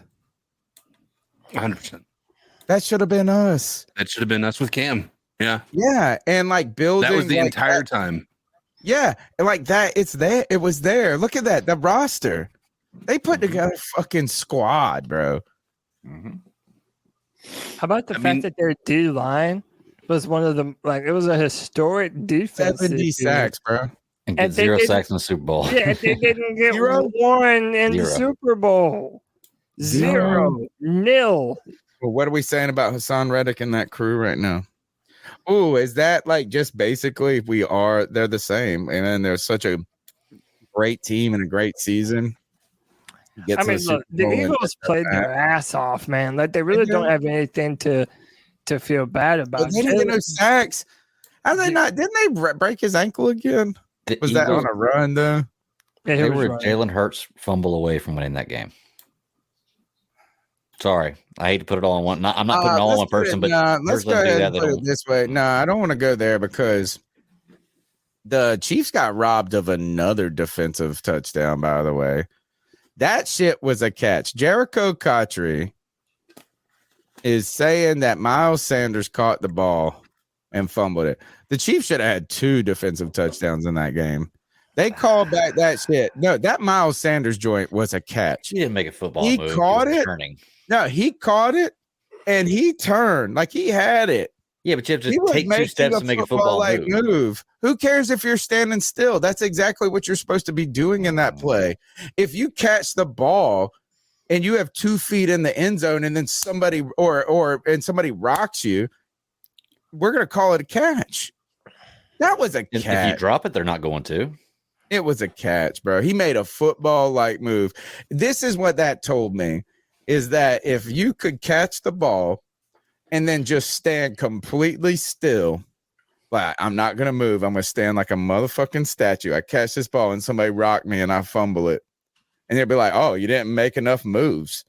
Like, you could sit there for 3 seconds. He had control. It was a catch. I hear you. It was very close. All right, you guys tell me. Close. You guys tell me. What do you think? You know who I think deserves a fair share of the blame? Oh boy, y'all ready for this? Here it comes. I don't love this. This is James fucked up. James Bradbury, baby. And Fuck you know that. what? No. Juju Smith-Schuster is getting a ton of shit. Yeah, for AJ Brown. AJ Brown's got a great tweet to him. Yeah, I'll pull it up. Juju Smith-Schuster says, "Happy Valentine's Day, everybody," and it's got James Bradbury with a caption that says, "I'll hold you when it matters most." Wow. And dude, I know everybody's like, "It's fucked up." I laughed. It wasn't a hold.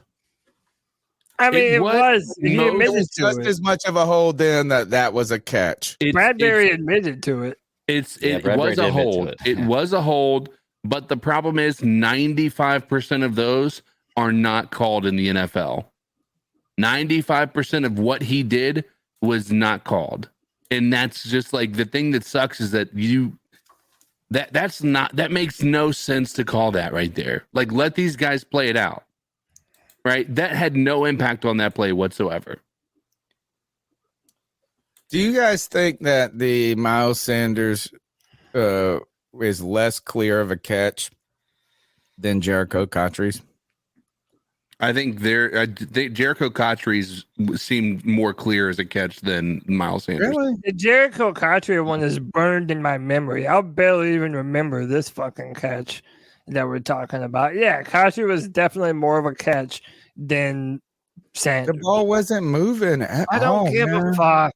I don't give a shit. Like, he could have been like this, but he was like this. Like, Tony, let's forget about that. Lit up, bro. He just got lit up. It wasn't Tony. more of a catch than Cotchery's ball. Yeah, it was. It wasn't, because if you play that in real time, it was catch, hit, gone. Like, it was no time whatsoever. Like, there was zero. Like, they played in slow motion so much. We're not gonna get. I got the poll in the chat right now. They're voting on it. Was it a catch or not? It's 50-50 right now. It was not a catch. Oh, it's dancing.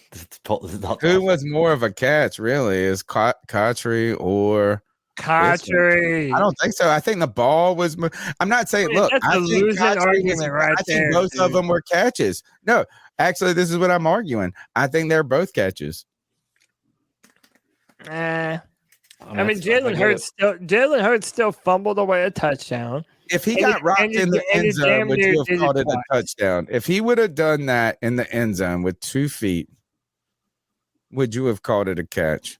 And then he got rocked and he fumbled it out the back. You have to make a football move, man, whether you like it or not. He did. He looked and turned and then got fucking wrecked. I don't think turning is a football move. I think you have to, because look, you can look at it. He didn't switch. 3 steps, right? When he had the ball, you have to take a certain amount of steps and you have to make a football move with the ball. He never brought the ball to his body. He never brought the ball to his body to touch the ball, man. Yeah, you did, but hey, man, take it up with the NFL committee. Yeah. You have to take like 2 or 3 steps. I want to look at these rules. No, there's no steps.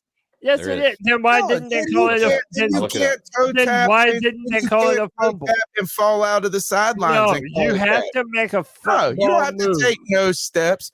If you're touching the ball out of bounds and you have 2 toes down, you don't have to take no steps. I got it right here. I got the rules.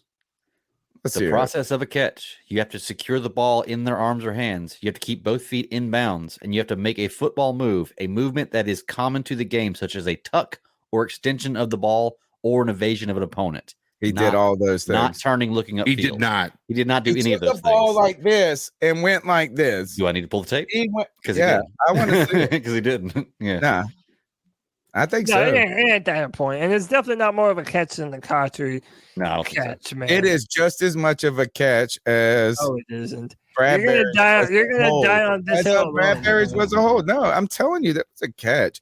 That's two. Okay. And here, think about this. That's the crazy part.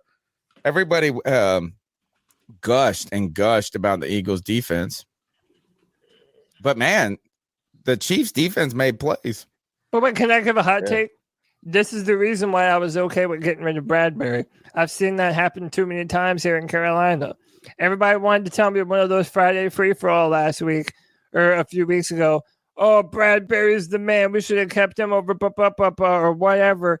Dude, there was a large contingent of Panther fans that were tired of seeing Bradbury get burned in very similar manners. The dude who has played on 3 NFL teams in the past 4 different years or something like that. No, he's not trash. Yes. No one's saying that he's trash. But what I'm saying is like he's an average NFL corner. He was an all-pro this year. He Dude, I wasn't all don't pro give this a year, damn, man. I've seen him burn too Oh, many stop. times. No, and you're gonna try to on talk too many me down. teams. You just said I don't give a damn. You didn't even hear the words that came out of CK's mouth, and you said He I was don't an give a damn. all-pro on a loaded football team. Exactly. Okay, Well, right. So then he Hassan wasn't Reddick. the only We part of shouldn't have that. kept So Hassan is- Reddick so is- either. He was- was so- just all pro right, on a so who loaded is more- fucking who is the- football team. Who's a better talent, Bradbury or J.C. Horn? J.C. Horn. Not even Bradbury, close. Oh, the number Bradbury, 7 overall pick. a second round pick versus a 8th overall. That's not a fair comparison. Everybody's And saying here, that's no, you're sitting on Bradbury here. Actually, here's the way you should say it. It's okay to not love Bradbury. Bradbury is in a perfect place. He's besides Slay. He's a great number 2. He's a very good number 2. But here's where you're wrong about us. And like, oh, we shouldn't have kept blah blah blah burr. Is you know what? I bet you we would be better with James Bradbury than if we kept Shaq Thompson. Then Dante Jackson. We kept Shaq Thompson over James Bradbury. Who would the team be better? Who would be easier to replace for this team? Would it be Shaq Thompson or James Bradbury? And neither of them are fantastic. But guess what? I would say Bradbury is better than You just said Shaq neither of them are Thompson. We and that's my only point. We had a choice between two. No, we let Bradbury He's go. an average corner. Everyone trying to pretend like everybody trying to pretend like he's a shutdown corner. You're not listening. Has this nostalgia glasses on. No, All right, Cody. If he was that damn good, why has he played for 3 different teams now? Oh, but he's in the lead shutdown because we signed Shaq Shaq Thompson. He's only played for 2. He played for the Giants and the Giants and the Panthers. He played for the Raiders too for a little while. No, he did. No, that was Worley. Worley. No, he signed a big deal with the Giants, and then he went to the Eagles. He hasn't played with 3 different teams. He is a fantastic second corner. He isn't a number 1 corner, but he is a fantastic second corner. And why I say that and why that's important is, to Tony's point, our team would be infinitely better if he was on our squad as opposed to Dante Jackson or CJ Henderson. But you don't even have to think of it like that. You have to think about it as this. We had 2 options. We could have that year kept James Bradbury or Shaq Thompson. We had those. We needed linebacker help more than we needed defensive back help. We didn't have anybody then. We got rid of Luke Kuechly and Thomas Davis, and then you're going to let go of Shaq Thompson. No, you have to pick Thompson over Bradbury. Tell us who the corner was that year then. Tell us who was there other than Bradbury. He was our number 1 corner. Can I ask you? No, that's not even fair. That's saying something because it's average. Okay. How about this? They're on the same tier of player. Bradbury and Shaq Bradbury is a better player than Shaq Thompson. Give me a fucking break. Bradbury is a more accomplished player and better than Shaq Thompson. Okay. Cody, do you consider At Josh a harder Norman? Position. Do you consider Josh Norman to be elite, Cody? He had 1 season of being elite, but that was about it.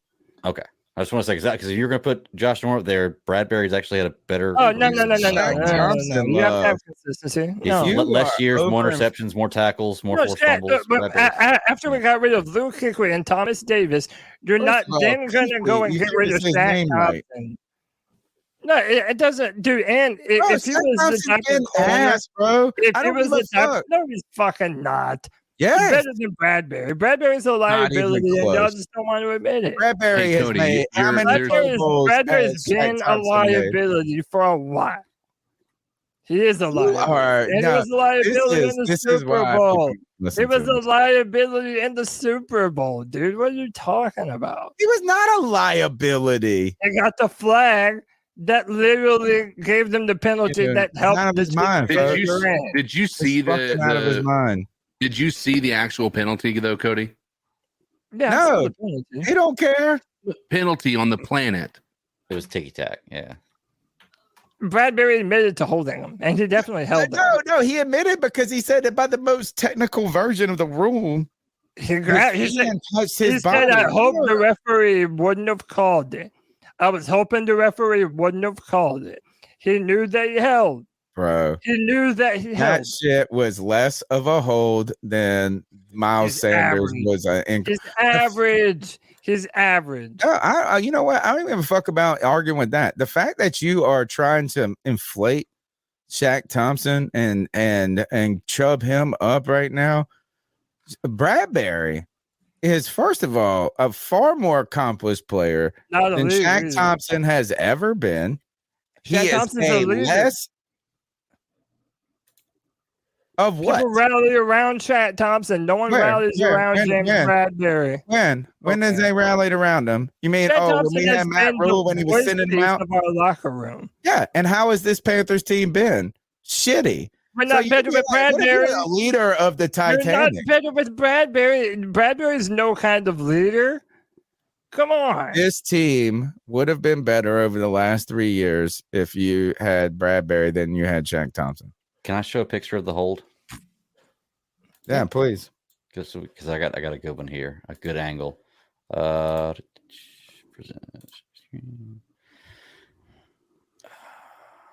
We don't want to talk about the tired ass past Jeff Comfort. We just want Cody to not fucking say bizarre ass shit about Shaq Thompson.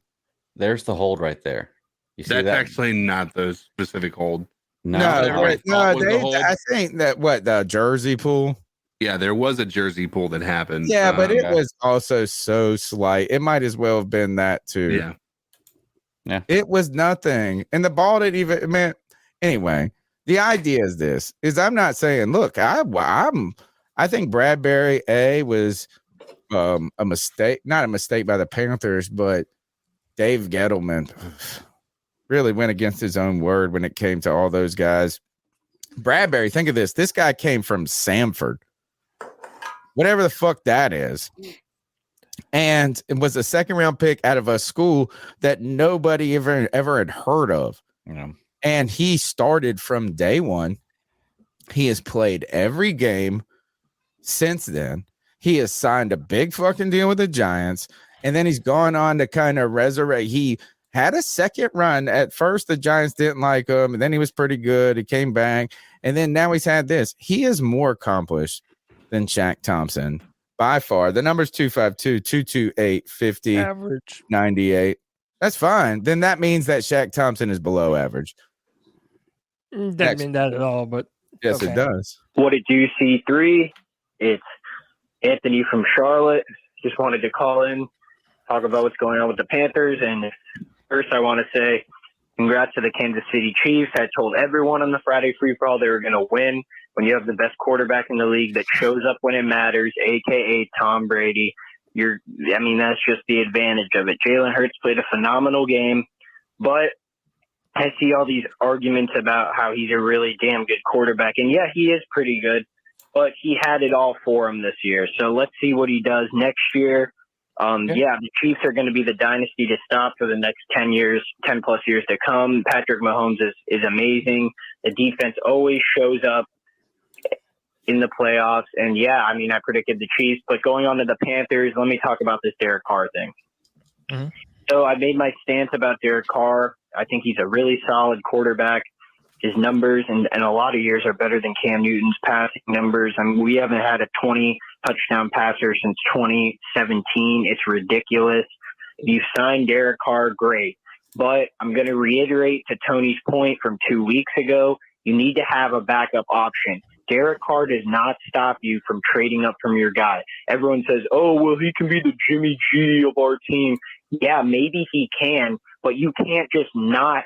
You have to find the future of your team. If you want to trade up like the Chiefs did, then do that. Trade up to number one, still get a CJ Stroud and put pressure on Derek Carr to be like, hey, we trust you to win now, so go out there and win. And if you can't get the job done, then pull the fucking plug. It's been so many years with a veteran-ass quarterback. He's 32. I already said he's only got 3 good years left.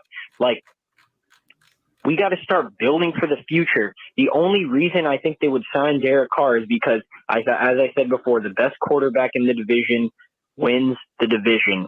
So if they sign Derek Carr and don't draft a QB, it tells me they're trying to win now. And, if they draft the QB and get a veteran like Brissett, I would like that more because I think our roster is the best in the league, in the division, and we have the best coaches. So I still think you can win the division with a Brissett and then mid-year slide in the rookie QB. I just don't get what all these Panther fans are saying. Everyone is like wanting to suck on these veteran quarterbacks, and I like Derek Carr too, but he's not a long-term solution. We need to start opening our eyes and realizing where the league is going. I'm sick of this. We've been in 5 years of purgatory. It's about time we do something different. Give me your thoughts on the situation. Anthony from Charlotte, love the work y'all boys do. Keep motherfucking pounding. Hey, keep pounding, Anthony. The only problem with that, though, is if you sign Derek Carr, you're not trading up for a CJ Stroud. You can still draft a quarterback, but you're taking one at 9, and it's between Will Levis or Anthony Richardson. Right. Or Hendon Hooker, but that's probably a little high for him now, considering the ACL injury. I mean, listen, you could do a lot worse than Derek Carr. But Anthony, it's just, and you know this as well as anybody, man. The thirst for a young rookie quarterback for this Carolina Panthers team, dude, it's at an all-time high, man. It's higher than it ever has been. And for most people, even the most rational of person, it's hard to look at Derek Carr as anything other than doing what the Panthers have done the past, 2 or 3 years in a row to miserable effects. Even if Derek's better than all those guys, it just feels like more of the same. And if you sign Derek Carr and then draft a quarterback in the first round, then you're missing out on an opportunity to put more talent around Derek Carr, either on offense or another big-time player on defense. So I understand when people are saying, hey, if you go and sign Derek Carr, it's going to take us slightly out of the quarterback market to an extent, in that there's no way that we're going to be as aggressive to draft a quarterback if you do sign Derek Carr. What's the best case scenario if you sign Derek Carr? So, like, just give us the best picture that could happen. We signed Derek Carr. The number, we could argue about it. Say it's 30 million. I mean, that's just what it is. 1 year deal, 30 million. What's the best scenario behind that for the quarterback situation? I mean, like I said, if you're at number 9 and you're not trading up, but you're not, if you sign Derek Carr, you're drafting a quarterback at number 9, or you're taking Hendon Hooker in round 2. What's the better scenario? I think it's Hendon Hooker in 2. Yeah. I mean, yeah, I wouldn't mind that. And then again, but when you're talking like that, I would like Matt Corral to be considered more in that conversation. But I wouldn't be mad with Hendon Hooker with our pick in the second round. I kind of compare him to like a Deshaun Watson. But when he's healthy, right, the same type of skill set is how I view Hendon Hooker. So yeah, get another D lineman, another linebacker, another edge, and then build the team around him. We're good. We got Shaq, bro. We don't need those linebackers. Better than James Bradbury. So we should draft Jerry in the second round. Who? Jerry who? Geriatric. Oh, Is that a problem for you, CK? What'd you say? Is that a problem for you?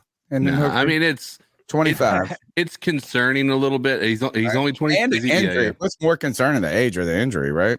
I mean, we saw Joe Burrow. I mean, it's not the end of the world to have an older quarterback, but I mean, it's not exciting. I mean, it wasn't a knock because he had one of the greatest college year to lead him into the draft that anybody's ever had, right? But I don't know, man. Like it doesn't excite me, and if I'm gonna go that route, might as well just develop Matt Corral at that point, right? I'm not a fan of trading up. Like I don't. I know everybody say go get your guy, and I understand that thought, But the majority of the people that anytime you've seen that in the past 10 years, somebody trading up to the top 1 or 2, it's not worked out. Trading into the top 10, top 15 has worked, right? You got Josh Allen, you have Patrick Mahomes, right? But tell me when a team is traded to number 1, number 2, and actually it's worked out for them in the long run. Let me give you 3 quick scenarios, Cody. Tell me which one that excites you the most. The Panthers sign Derek Carr and draft AR-15 at 9. That's scenario 1. Scenario 2 is they draft Derek Carr and then sign Derek Carr and then draft Hendon Hooker in the 2nd round. Or the third option is you just draft AR-15 at 9, and that's it. I don't know that he makes it to 9, by the way. Who? I don't know. There's a chance that all 4 of these guys are off the board by 9, which is the concerning part. Ouch. It'd be rich for my Thanks blood. for doing my 3K scenario. I mean, I don't know, man. Like, which one would make you the most excited out of those 3? Just pick one real quick. Probably AR is going to ruin your boy Matt Corral, right? Like, I mean, that would, if you just draft him, bye Matt Corral. Not bye, but. Well, that's assuming that he would lose the legitimate quarterback competition, but it wouldn't be, right? Because if you draft a quarterback at 9, that's your quarterback. Right. So, I mean, I don't know, man. Like, I mean, I hope Matt Corral gets a chance. I'm looking at just what is the most likely to happen. Dodging the question. Out of those 3, which one would excite you the most out of those 3? Derek Carr and Richardson. Okay. All right. The number's 2. It's still early though. I reserve the right to change my opinion. Yeah. No, I'm just asking, man. We're just here to talk about the Panthers and football in the NFL. And right now it looks like I only got a couple more calls left. The number's 252-228-5098. What's up, C3? Just a quick part 2, because I've been discussing this all day with the Friday Free for All boys. But, man, so getting back to the Derek Carr thing, and for one, I kind of want to stop talking about the quarterback. Like, we talk about this every year, man. And, you know, I've just gone out and say I like Derek Carr. Like, I really do. But I know Cody can attest to this, too. It just feels like you're kind of kicking the can down the road with this team. Now, I know the NFC South is wide open, but if it's wide open, then we also need to build for the future if you even do get Derek Carr. If you believe this is kind of a Tom Brady Buck situation or a Rams situation where, okay, now we have the coaches, we can easily win the division, so we'll have good playoff seeding and can potentially, you know, make a deep run in the playoffs. That's all good and fine. The only thing is you still need to have a backup option because Derek Carr is solid. Yes, he's solid. He's probably a top 14 quarterback, but you do need to have a long-term plan at quarterback because Derek Carr is not going to age like fine wine like Tom Brady or Aaron Rodgers, in my opinion. You still need to get someone who you believe can be the future of your franchise. With that said, I'm still okay with trading up picks if they do, like Scott Fitter said, fall in love with a guy, then go get him. Derek Carr is not going to stop you from doing that. So in my opinion, you know, I see the betting odds are in our favor in terms of getting Derek Carr. You know, I do believe if he went to the Saints, they would have the best shot at winning the division. So I could see why we would sign him in the case of we want to try to make a run now. And that's completely fine. I think a lot of Panthers fans would love to see us in the playoffs, and so do I. I'm just reiterating, my only concern is you need to have a backup plan in case this goes south. Just like even what Tony said 2 weeks ago, And yeah, those are my thoughts for my part 2. Thanks for all the work y'all do. Again, Anthony from Charlotte, keep motherfucking pounding, boys. Thank you, Anthony, for your support, man. A longtime supporter, a big-time contributor to the C3 Panthers podcast. You can call in at 252-228-5098. And I've been on board with this, is that regardless if we get Carr or not, the Carolina Panthers need to help the fans have a vision of the future at the quarterback position, or at least it would make me feel better.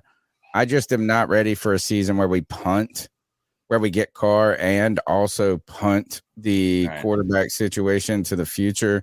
Right. I think there's too much risk on Carr with that. We've done that enough here. And again, I will reiterate, that's kind of the failure of Frank Reich continuing to have to bobble and jump from veteran quarterback, bridge quarterback to bridge quarterback without constructing a bypass or whatever in the background.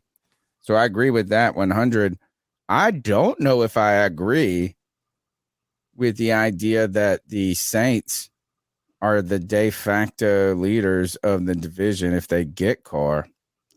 I almost am not. Actually, I would say this is I think the Panthers would be better with Derek Carr than they are where they are at now.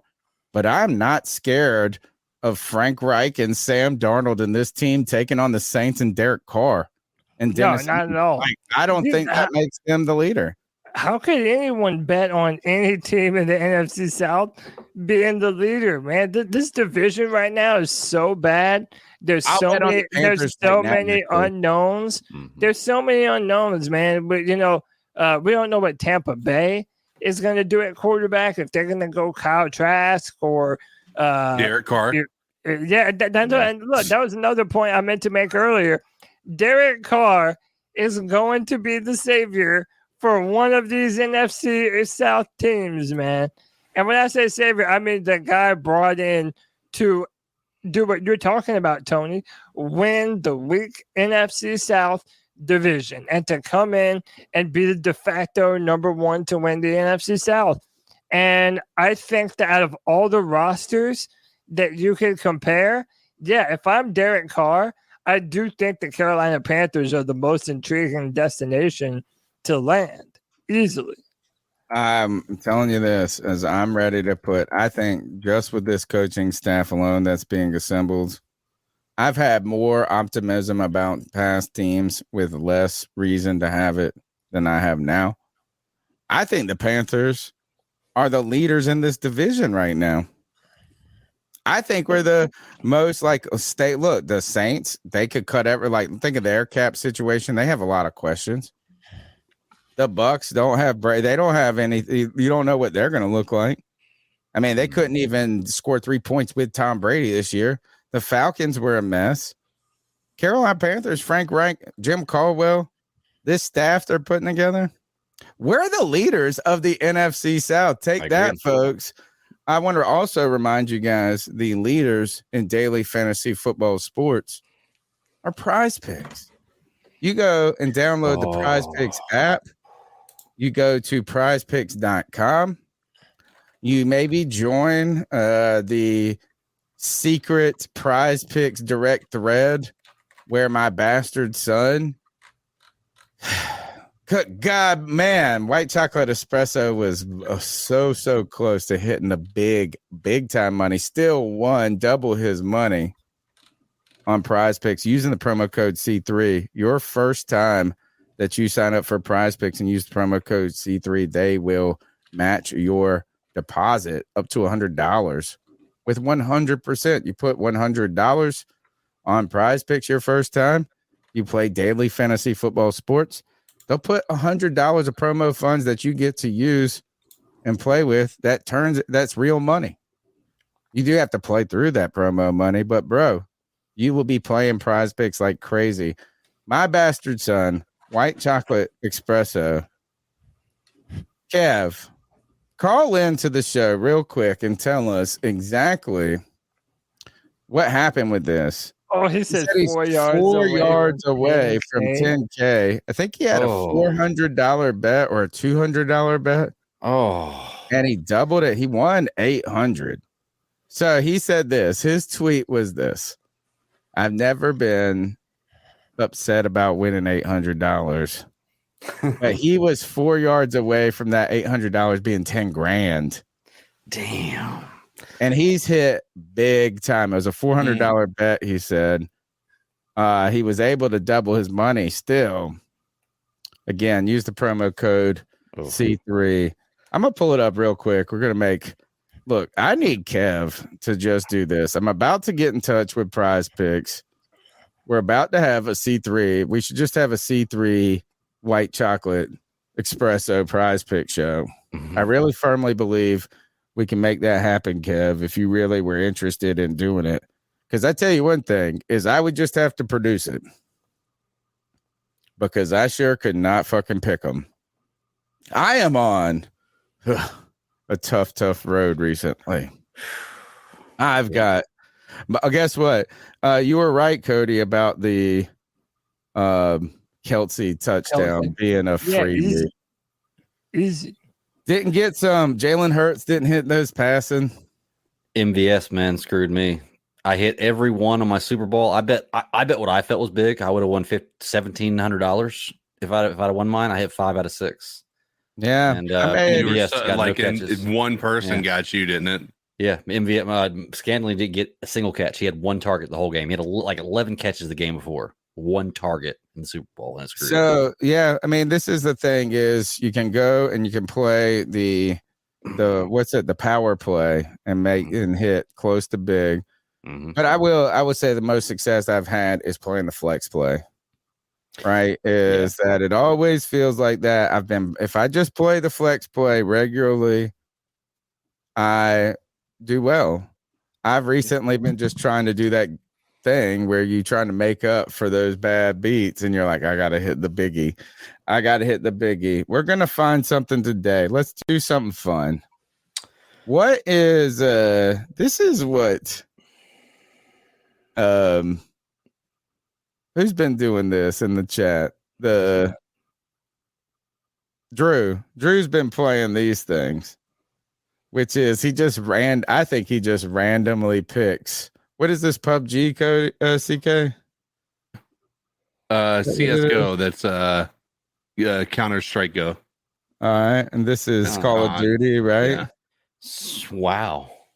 See, That's let's just do this. Right? We're just gonna do we'll pick one orange. Is that on esports now? Or yeah, I have no idea. We're gonna pick just colors. We're gonna go here. I like it. CK, should we just go more on everybody? Everybody's playing no idea. I have no idea about esports. A lot. Do more, less, more. More, less, more. All right, let's do more, less, more. You can say you varied it up. Oh, you did more, less, less. Now we're gonna do. We're just saying what this does. We're do a flex play here. Come back next week to find out how we did on Call of Duty. Nice. Use the promo code C3 and you get a 100% deposit bonus on your first time on Prize Picks. I tell you, it's a blast. It's a blast. Kev, if Kev hits that 10 grand, imagine how many $1.99 drunk super chats he's going to send in talking shit to Cody for the next 2 months. It'll be like every time Cody opens his mouth, he'll just be like, $1.99, motherfucker. Wow, shut up. Thank you, bastard son, for your support and being such a cool dude when it comes to Prize Picks. What else we got to talk about? I guess we're hitting the short straws right here. We've talked about Derek Carr. We've talked briefly about the Super Bowl.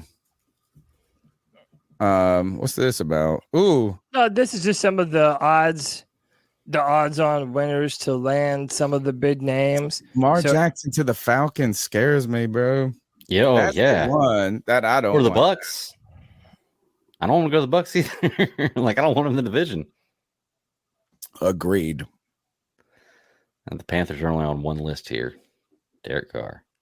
Why are the Jets not bigger suitors for a guy? I guess Lamar, would that be in the same conference? They want to fuck with that. I think the Jets are gunning for Aaron Rodgers. The Jets are trying hard to get Aaron Rodgers.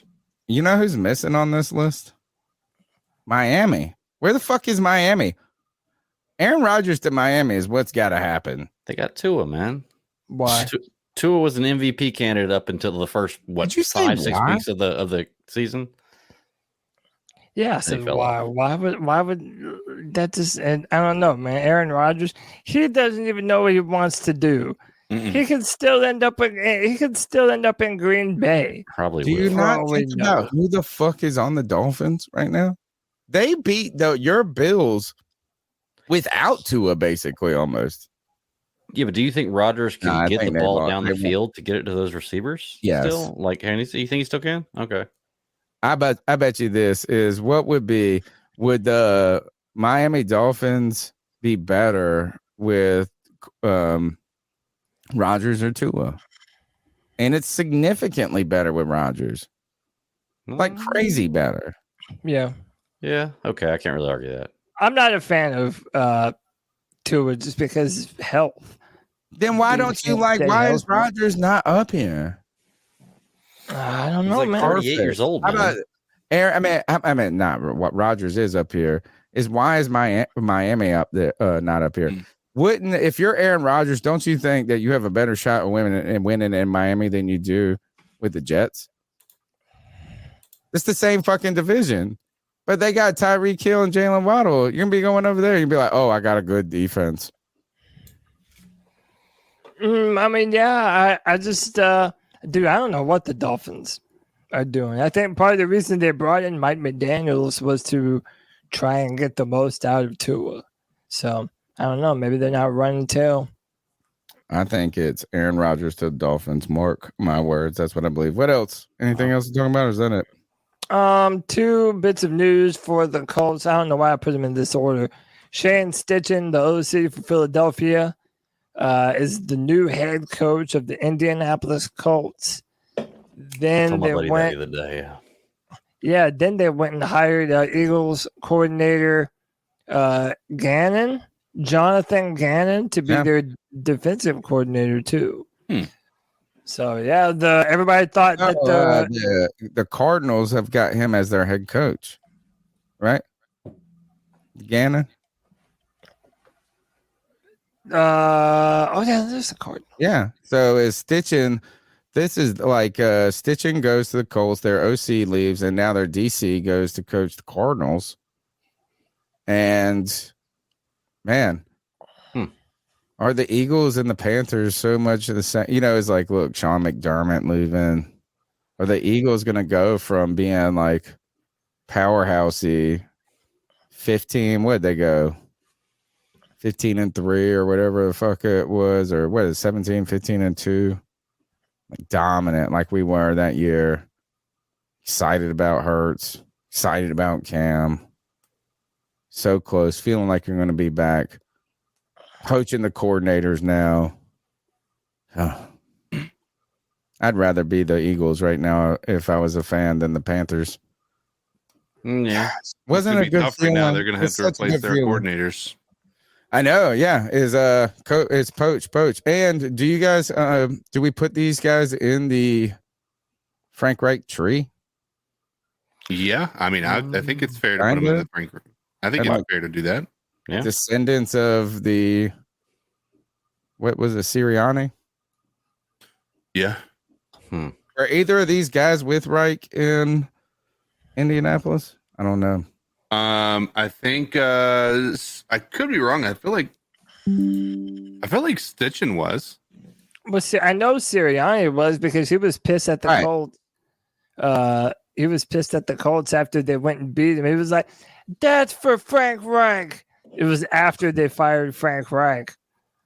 So no, I mean, we know for sure that Sirianni was from the tree, right? So what we know is that Frank Reich's staff has been poached over the last few years.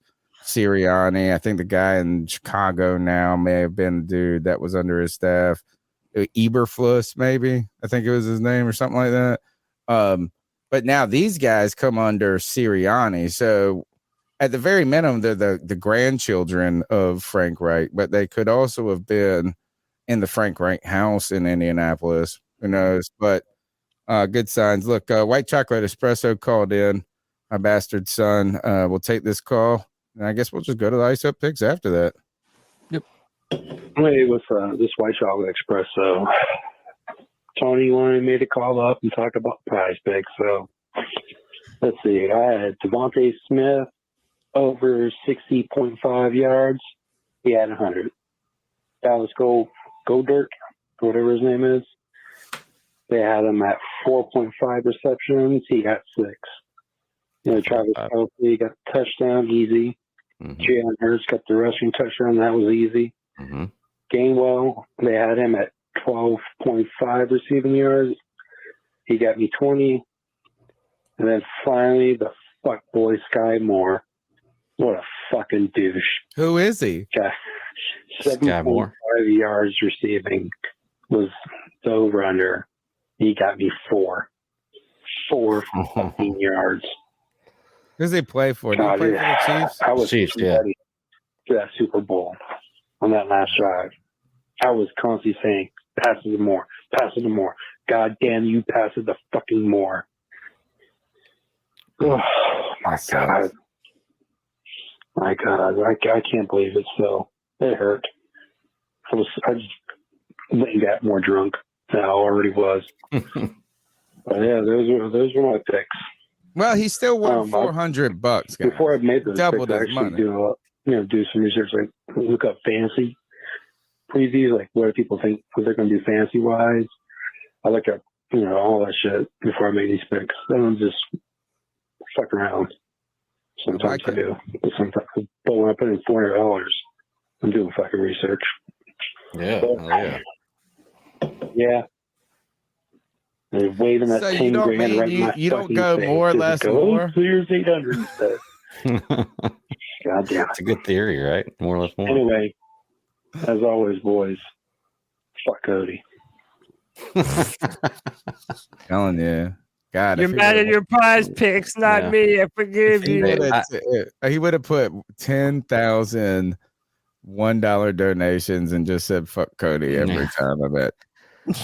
I had all the same picks he had, except I had Gainwell at 33.5 yards rushing and receiving, and where he had Sky Moore, I had Valdez Scantling. My guy was Kadarius Toney. I wanted to get more than 24 yards receiving. And I was like, where the fuck is this guy? I was like, is he even on the team? And then he catches a fucking touchdown, runs a punt almost back. And then that was it. It didn't even come close. He had like 4 yards. He had a touchdown catch for 4 yards or something. And damn, that long ass return. Yeah. What'd you say it was, Greg? The longest punt return in Super Bowl history. Yeah. All right, let's do this. Valentine's Day. Quick, what is your love, your Panthers love you want to give a Valentine to? Let's do past players. Okay. Past players. Your Valentine. My Valentine, I'll start. Go ahead. It's my favorite player. The reason I am a Carolina Panther fan. He will be eligible for the Hall of Fame next year. You're going to take mine. He's 5th all time as an NFL sack leader. Who could it be? Yeah. His name is Julius Peppers. He's from about 35 minutes down, and it is Bailey, North Carolina, from where I live at. And was awesome, actually. Tar Heel, as a power forward. That's Tar Heel. I think was on a national championship. On a national championship team. That's right. They didn't win that year, but they went to the championship game. Yeah. Oh, actually, they may have gone to the Final Four and lost in the Final Four. He didn't win it ever? I don't think so. No, I think that was the year they with Antoine Jameson, and I think that they and Vince Carter.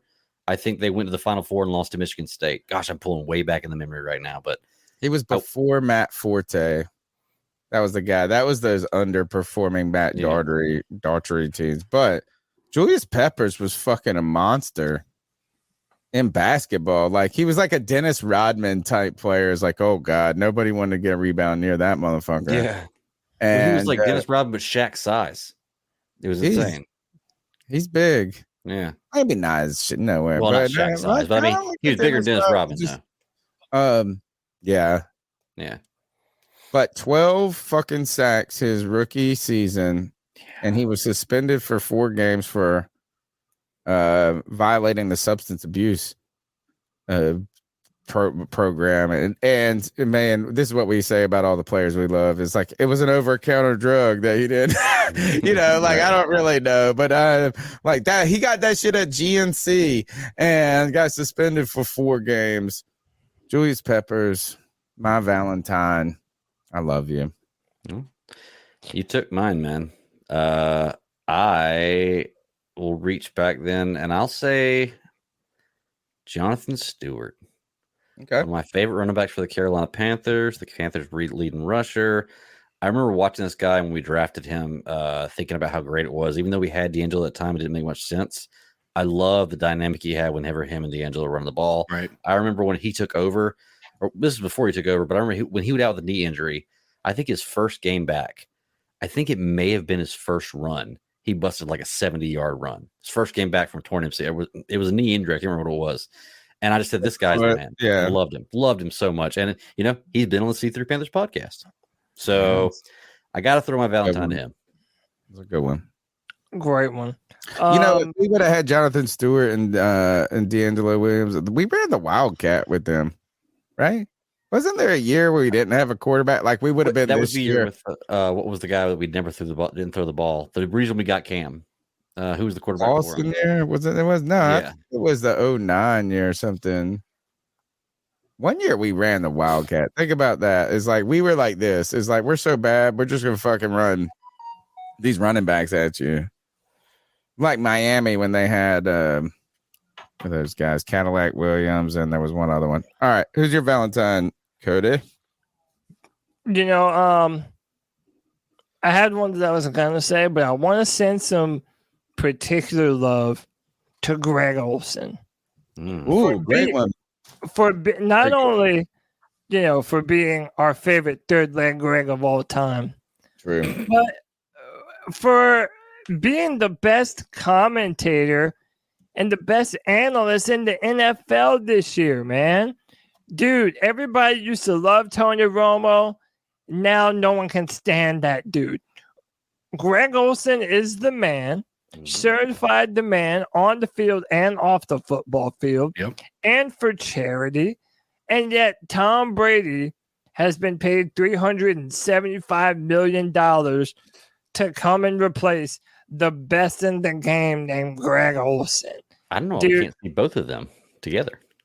Well, because normally you have to have a color commentator, and then you have to have someone go to CBS. He should go to. He's going to go to CBS or go to. That's where they have Romo. He's already signed the contract with Fox. Dude over there. Yeah, he's already signed the contract with Fox. It's an open-ended contract. He's very good. All right, I look, he's been amazing. He's been very good. A brush of like he is kind of or tempered down Tony. Well, I don't like people turning on Tony Romo. I think this right now, the people turning on Tony Romo are people that kind of who is it? Chris Berman. People like this. It's they try to act hip by talking shit about Chris Berman. Like, no, this motherfucker is the GOAT. But you liked Tony Romo 2 years ago. You should like him now. Right. No, okay. Now he was like insufferable. No, he was happy and excited to be there at one point. And now he's like, oh, well, remember he used to call plays before they would run it? Well, now he's doing the same thing and just getting it completely wrong. And I swear, half the times he seems like he's asleep. He was doing that before. Nah, he's gotten worse, man. He's gotten worse. But either way, man, Greg Olsen doesn't get enough love, and it's kind of fucked up because when we talk about the lack of weapons that Cam Newton had as a quarterback here, we always say, oh, the best he had was Greg Olsen. Well, that's pretty damn good when you have fucking Greg Olsen and you're throwing the ball to him, So shout out to Greg. He's the man. And I hope he continues to make a lot of money being an analyst because he's the best in the game doing it. CK, who's your Valentine? Sometimes the most recent is the hardest, and that is Christian McCaffrey. It's the most recent love and the one that is going to hurt the most because it's the most recent. So Christian McCaffrey's got it. He's the one that got away, right? Yeah. Yeah, I know. We miss Olivia Culpo being in North Carolina. Just the possibility of accidentally running into her, like, was just it brightened our day. Obviously, it's unlikely, but I mean, just the possibility of that being a thing was worth, just waking up every day. You know what I mean? It could happen. I mean, it's hard not to like her Instagram posts when they come by. Like, it's hard to be like, oh, that's I don't want to like that. It's like your natural instinct is like, right? I like. Okay. Where we got now? It's just ice up picks. Yeah, guys, it's time for the longest running segment on the longest running Panthers podcast. 11th season, first ice up pick in our 11th season. Let's rock, bro. Let's do it.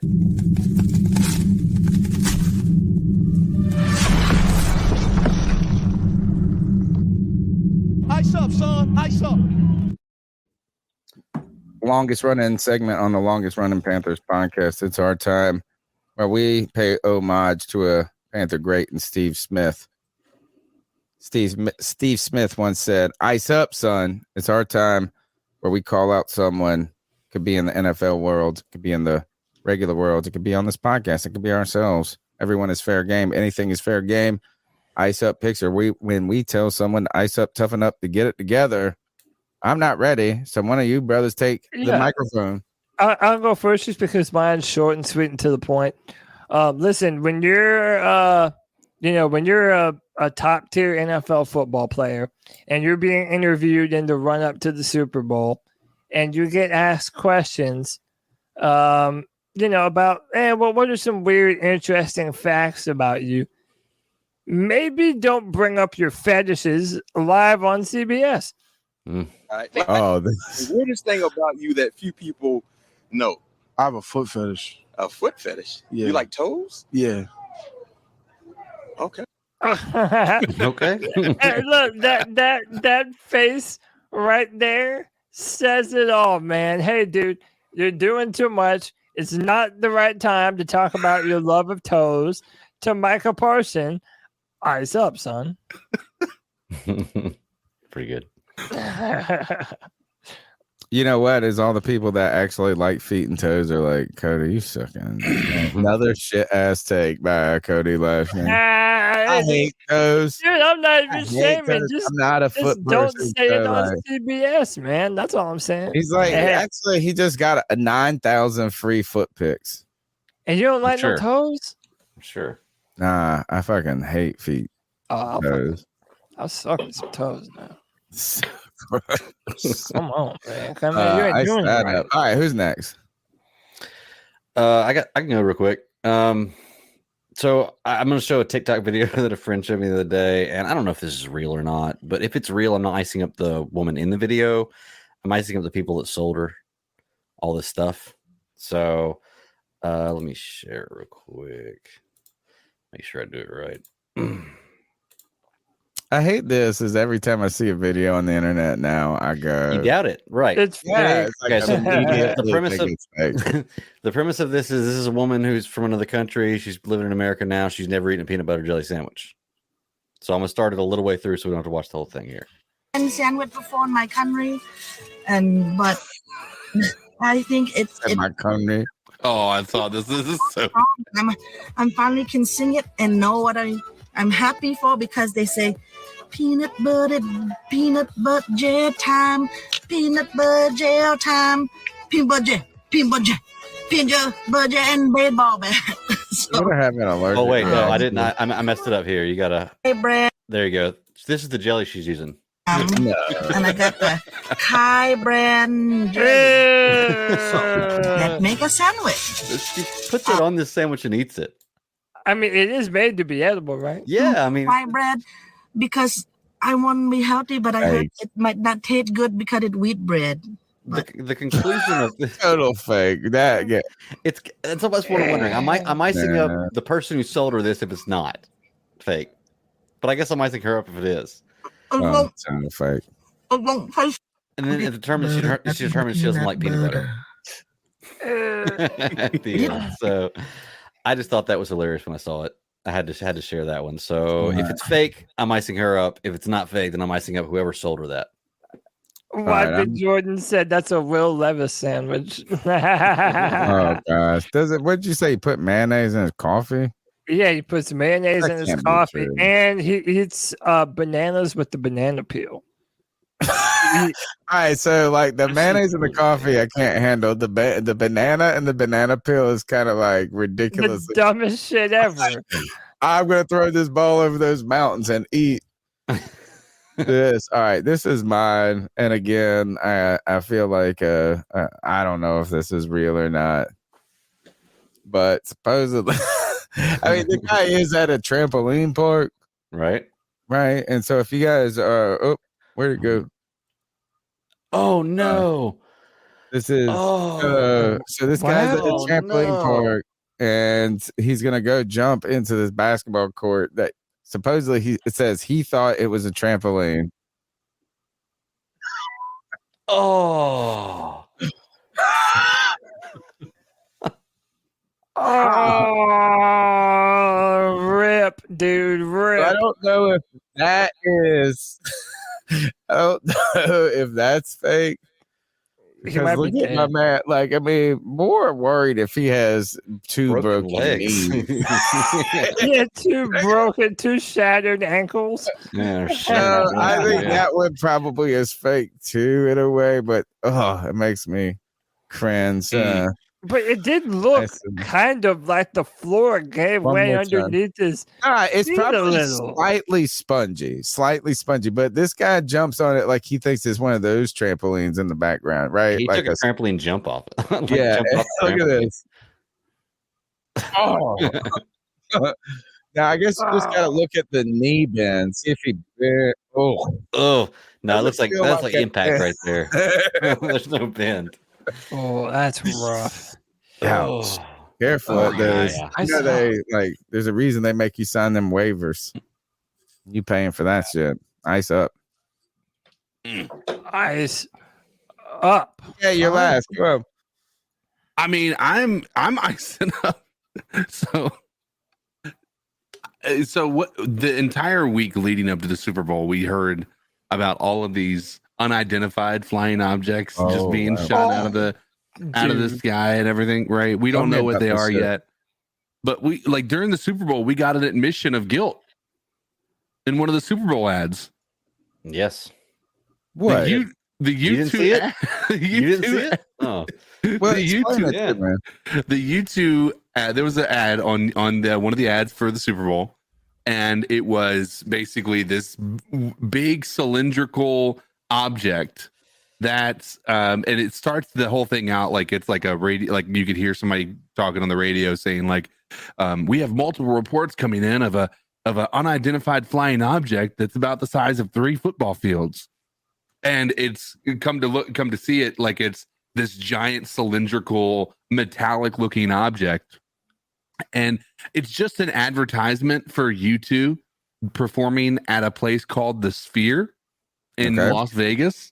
But it's just just unbelievably perfect that it happened to coincide with the timing of everything happening with the unidentified flying objects. The one they shot down in Canada, supposedly, whatever that was. Yeah, and the fact that now we're hearing that was a metallic balloon, and when you look at this was a metallic cylinder, and it's just it like a war. What is it? The War of Worlds. Remember the thing they did in the 30s or in the World of War? Yeah. No, you mean when they broadcasted the War of the Worlds over the radio? Yeah, and then people freaked out. So they saw this commercial and they were like, "That's it.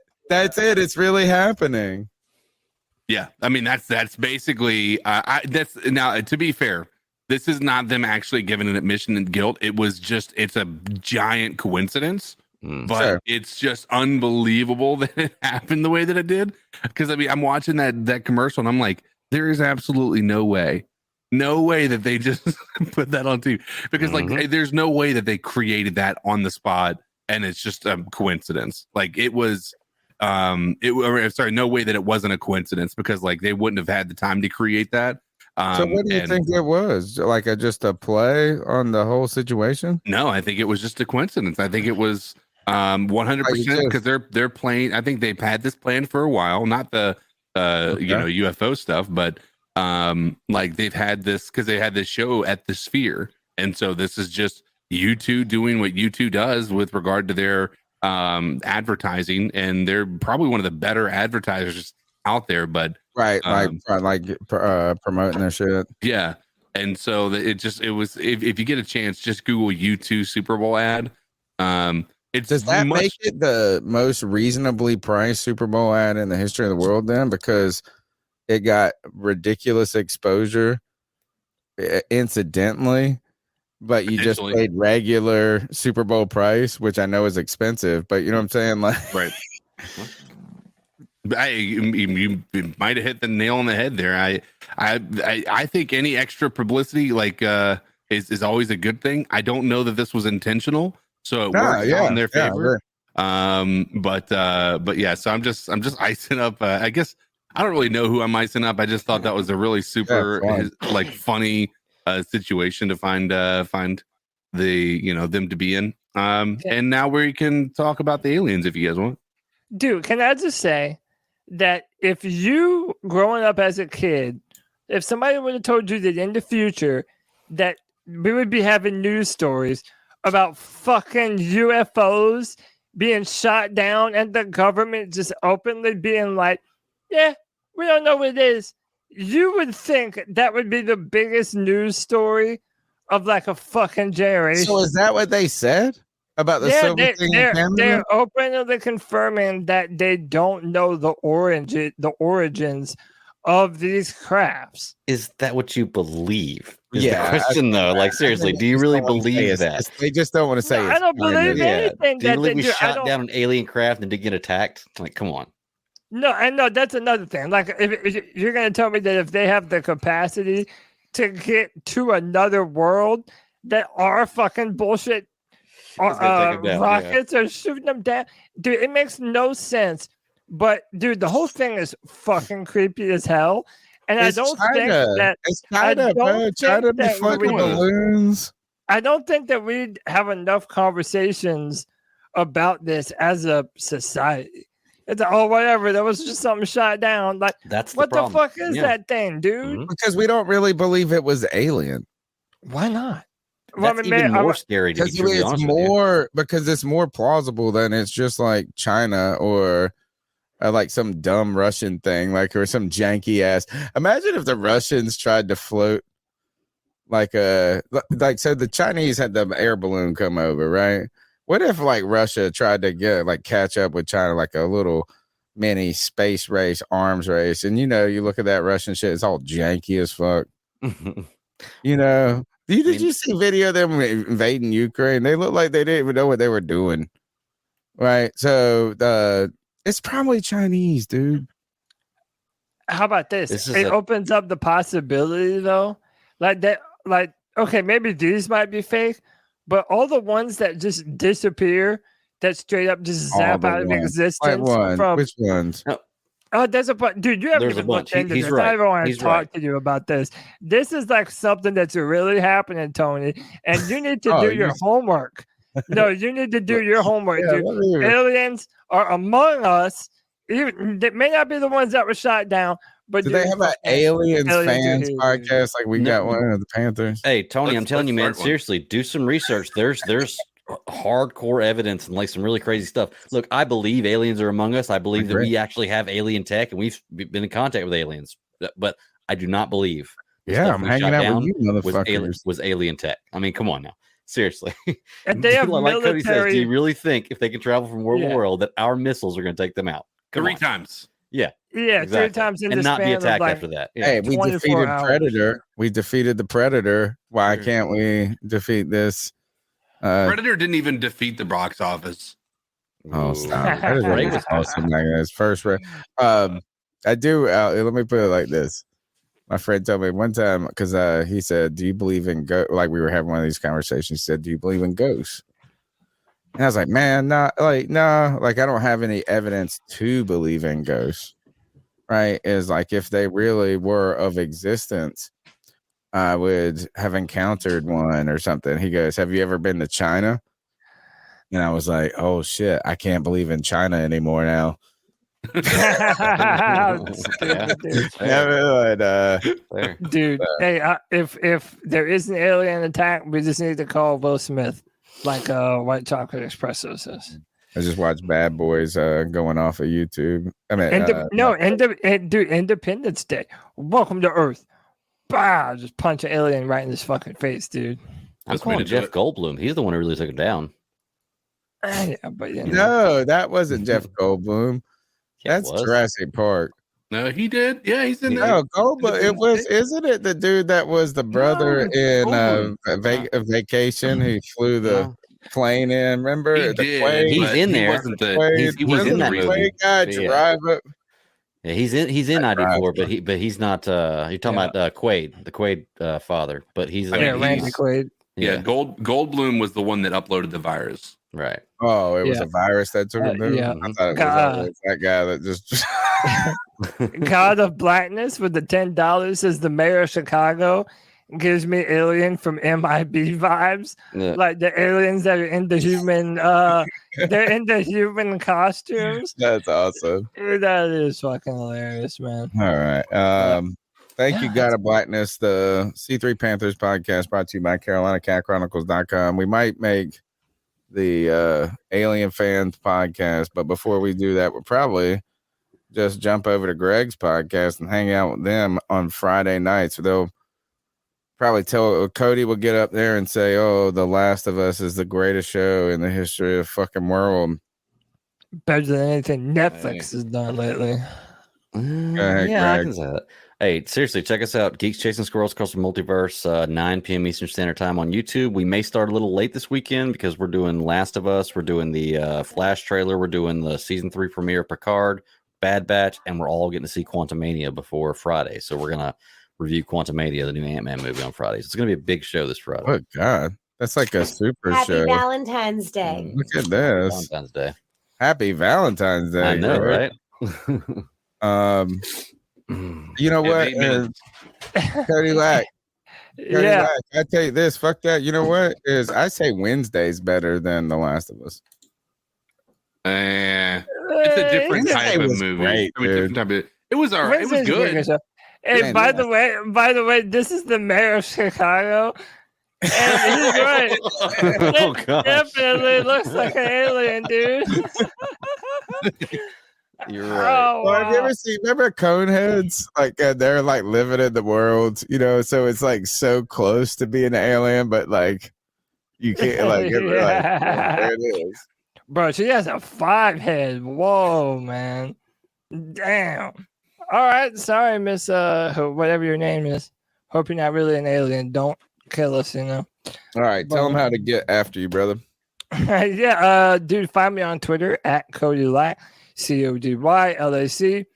Every Friday at 7 p.m. we do the C3 Friday free for all. The show for Panther fans by Panther fans. You can join the show via StreamYard, just like we're doing now. And yeah, man, that's about it. Come be a part of the cult of free for all. It's the People's Voice podcast, the C3 Panthers podcast, and not the voice that makes them moist. CK, tell them how they can get after you before next week. You can find me on all social medias. It's going to be Codizzle Allen, and obviously here. And we'll see you guys on Tuesday, maybe Friday. Who knows? We'll see what the day brings. But yeah, that's the show, guys. See you next Tuesday, Friday, and all the other times that we're online. Cody Lack, take us out of here. C3, keep pounding.